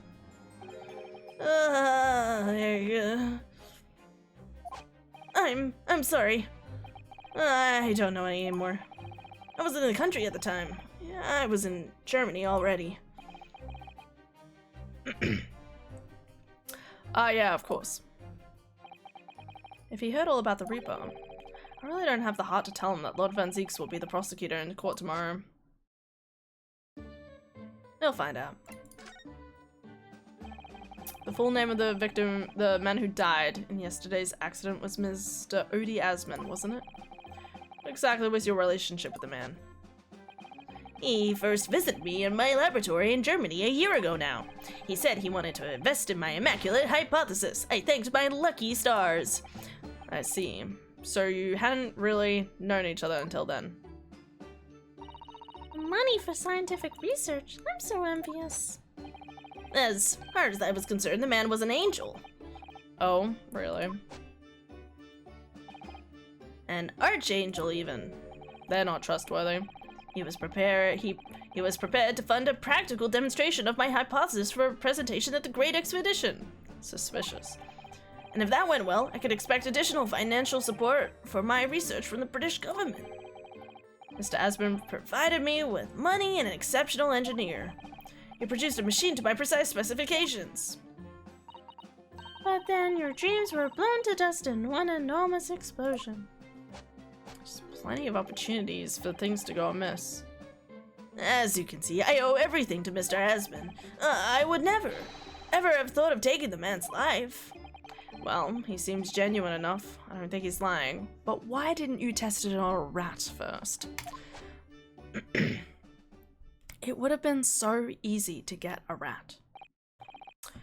So, Professor, let's just make absolutely sure I've understood you properly. The huge explosion that occurred yesterday, that was an accident, you're saying. You had no intent on harming the victim, who was in fact the sole investor in your work, is that correct? As correct as 2 squared is 4, I swear it. Yeah, it's true the man perished in a machine of my invention. So, I know I'm far from blameless and all this, but still. I would never use my discoveries, my inventions, to take my person's life, not in a centillion years. I'm a man of science, it's all I know. You have to believe me, please. Do you believe me? Do you believe in my hypothesis? Science is the pursuit of truth, you know. I've always believed that all my life. I'm afraid I don't know much about science or your theories. But I do believe you, and I will fight to prove your innocence with all my might.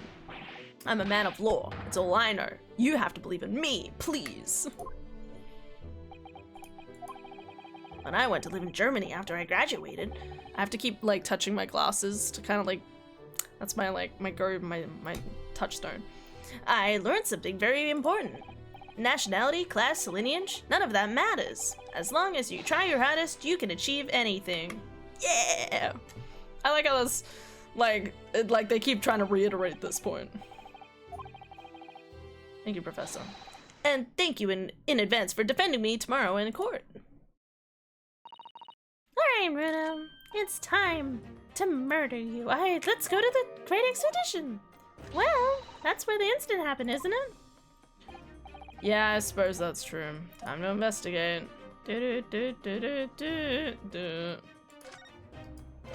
Alright. Moving on.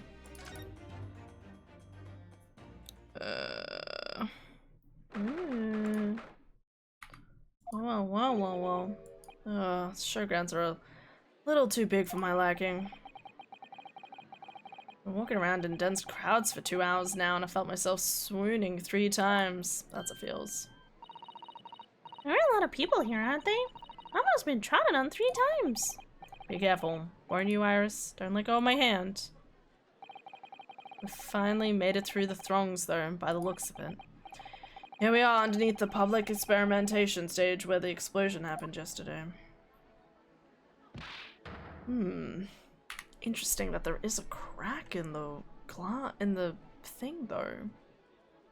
Because the experimentation stage is over here, but this is where the damage is? Expecting at least some of the damage. What's that? I can hear voices up on the stage. It sounds like an argument. Hey, we know these two. Oh my god, look at her. She's grown up. Alright, I've had it with you this time. I warn you, I'll arrest you in a minute. Oh yeah, go on then, Spectre. Give it a shot. You ain't got no evidence and you know it. Wait, I know those two voices. God, I love them. You've got a cheeky little mouth on you, young lady. But a night in the cells will teach you some manners.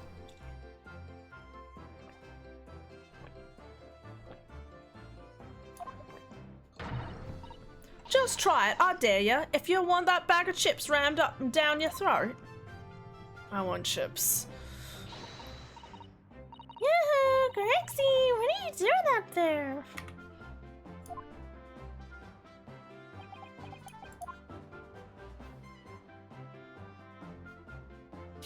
I love this. Ah! That's you! Here! You're here! Here you are! You here! Your ladyship! How are you, your ladyship? I do hope you're well, your ladyship. Does that make her 3 times the lady? More like a third. I'm not well at all. It's far too busy everywhere. I wanted to ride in a balloon, but there was a 3-hour queue. Ugh. Unbelievable. I'll go have a word with you at once, your ladyship.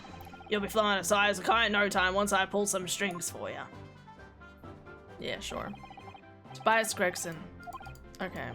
The strange man.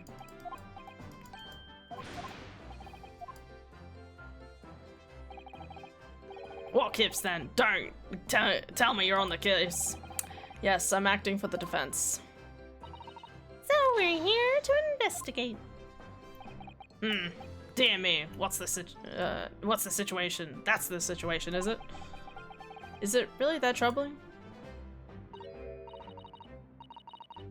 Tis, a measly 5 bob. Is that all you got? I love her.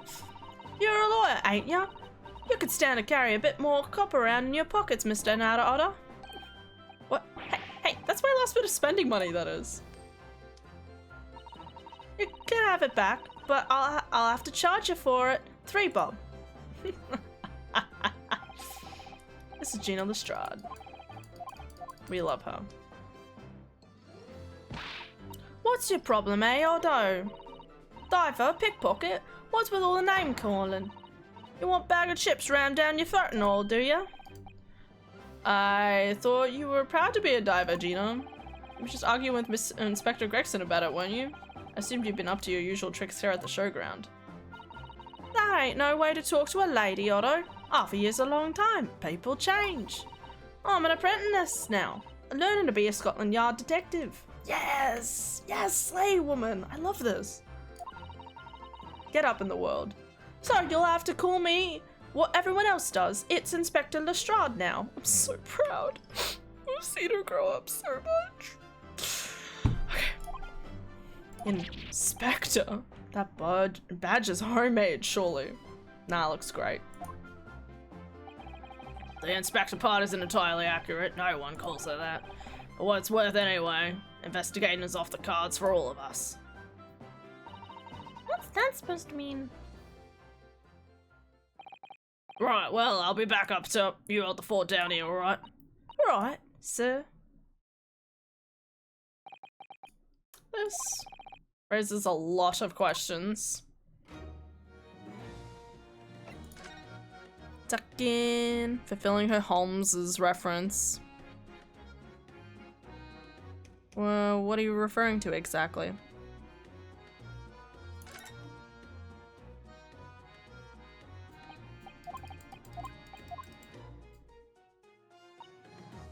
I had a lot of time to think in prison. I realised I couldn't go on like I was. Diving weren't working out.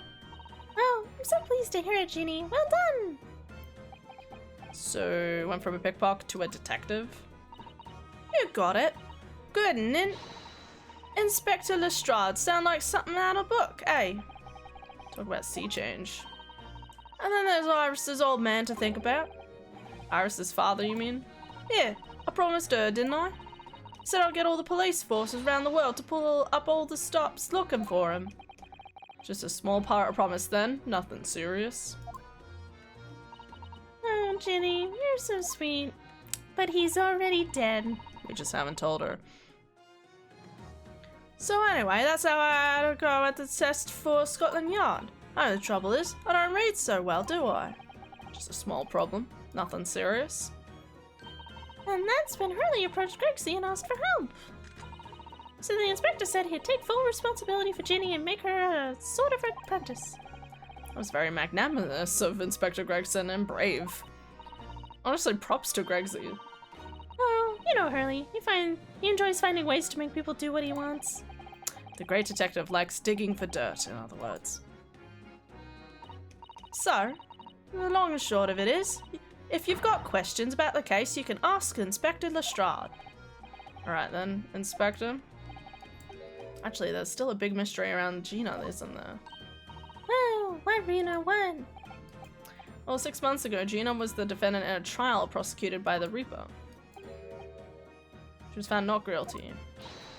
Come on, you're not still on about that, are you? The Legend of the Reaper or whatever it's called. Go, you don't have worry. Go, you don't have to worry, Otto. She's so happy. If I didn't half worry, there probably wouldn't be a whole lot of you left. It's like I told you before, isn't it? The Reaper's kind of like him upstairs, so he knows what I'm like on the inside. That I ain't really done nothing wrong. Nothing wrong might be stretching a point. about Mr. Natsume in Japan. He's perfectly fine, isn't he? Well, that's true. Perhaps the Reaper is more discerning than I thought. Exactly, so I ain't worried. I'm totally fine.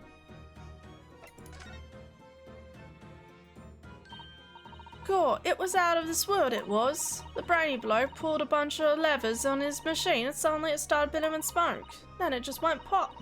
I ain't seen a better experiment here yet. Sorry. You mean you saw it, Ginny, with your own eyes? Yeah, of course.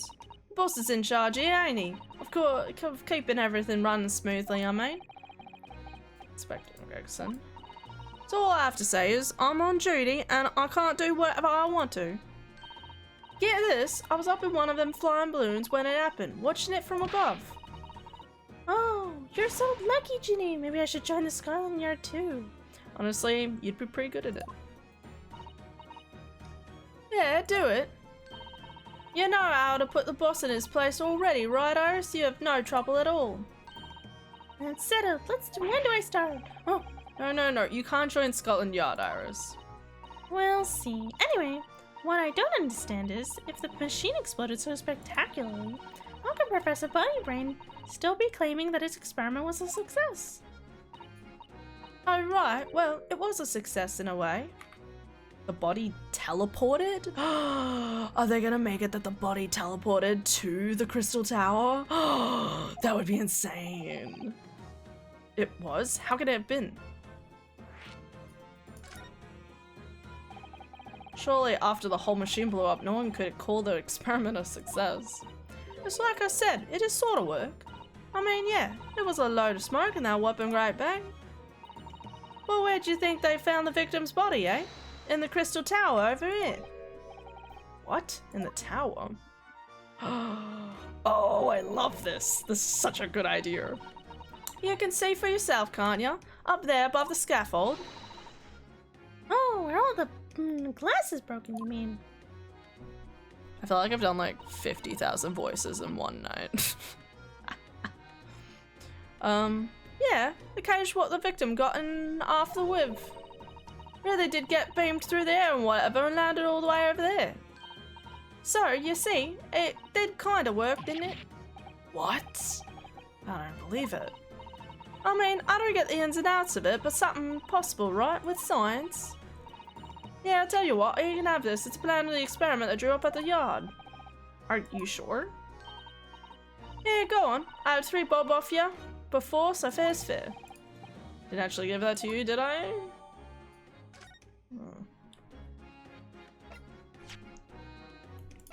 Oh.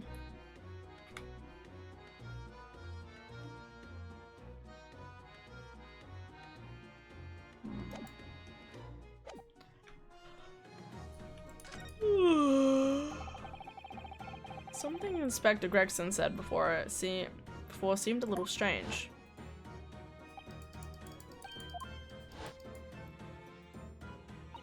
Yeah, naughty old Grexy ran off after that without explaining himself.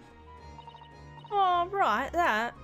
The boss said no one's allowed to investigate that weird machine what blew up yesterday. Well, that's not fair. We're representing the defendant. In that case, could you at least tell us what you've learned from your investigations? No, you're not getting it. We ain't allowed to investigate neither. Why? What did the boss call him again? The forensic investigation team, I think? Anyway, apart from them lot, no one's allowed to lay a finger on the scene. Bit funny, ain't it? So even Scotland Yard's own detectives can't investigate. Yeah, I've never heard anything blah, blah, blah. Whatever. I thought I could have a gander on the quiet though, but the boss caught me at it. You probably heard him giving me an earful about it before from down here, didn't ya? It's not bleeding fair. I think you were giving him as much of an earful back as I recall. Yeah, well, sometimes I think it's all about them chips. What makes him so stubborn? Cholesterol? You say something there, Motto. Go on, see if you can get through to him. We can try, can't we, Bruno? Gracie will listen to us.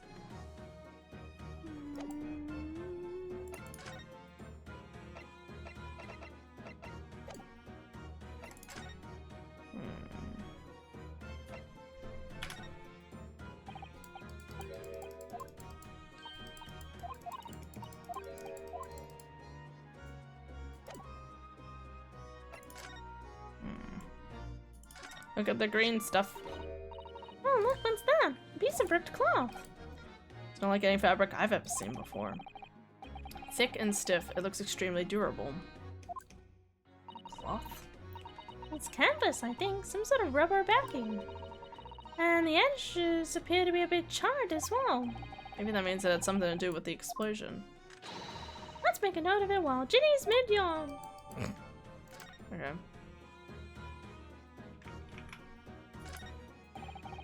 For some reason, the ground is damaged in this spot. Look. Almost as if there was a fire here or something.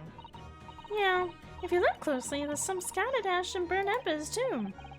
I suppose there's a big explosion just above us here. People probably wouldn't bat an eyelid at a small fire like this would have been. I'm not sure we English are quite that laid back, Bruno. Ah, it looks though somebody dropped something behind the tree just here. Dropped or hid? Almost looks like a crossbow, doesn't it? A very fancy looking crossbow.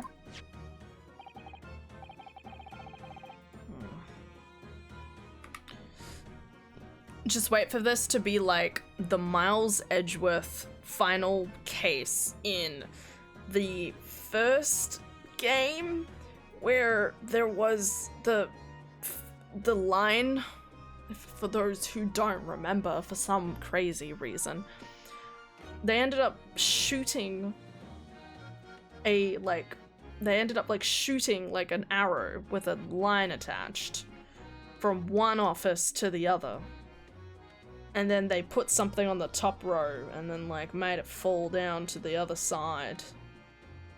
It was a whole thing. Anyway, I'm saying they could do something similar maybe with this. Except it would be going up, so it needs to have upwards projection. But with some hot air, that would be possible. Maybe it could have fallen from the platform above in the blast, perhaps. What's going on here? Oh, nothing. I think I'll hang on to this just in case. Curious device found. It definitely looks like a crossbow. Or at least it's shooting something. And something enough to at least break the window across the way.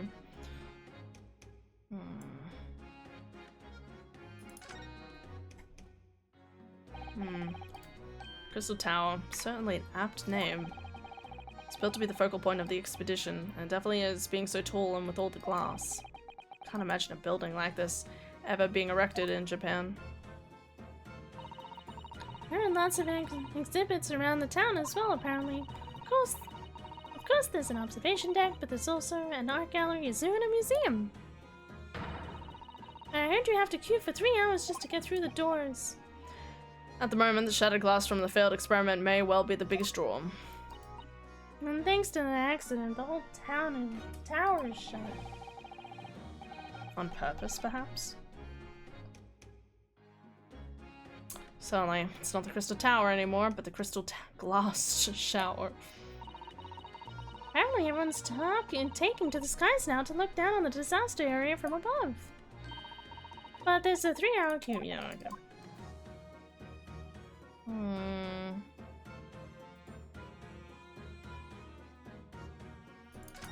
Alright, one more.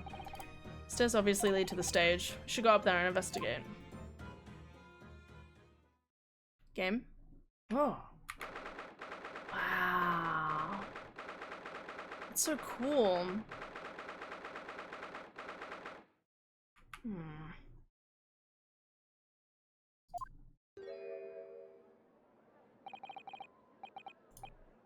So, that's it, is it? The machine that blew up. Alright. And until next time. Alright. Going to bed. Do-do-do-do. Yeah,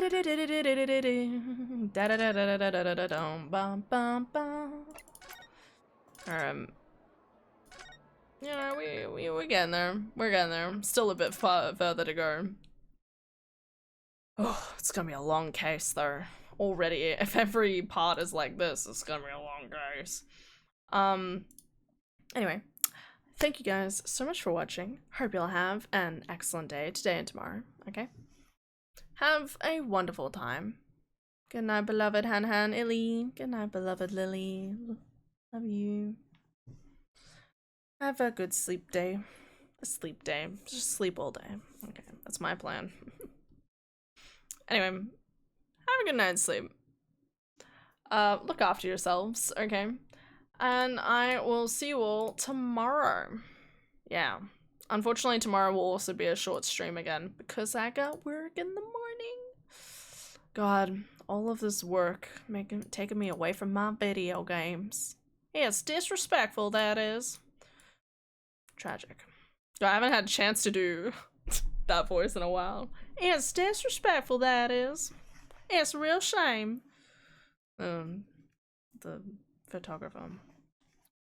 Thank you for stream. Thanks for being here, Stanium. Alright, take care, everybody. Good night. See you tomorrow. Bye-bye.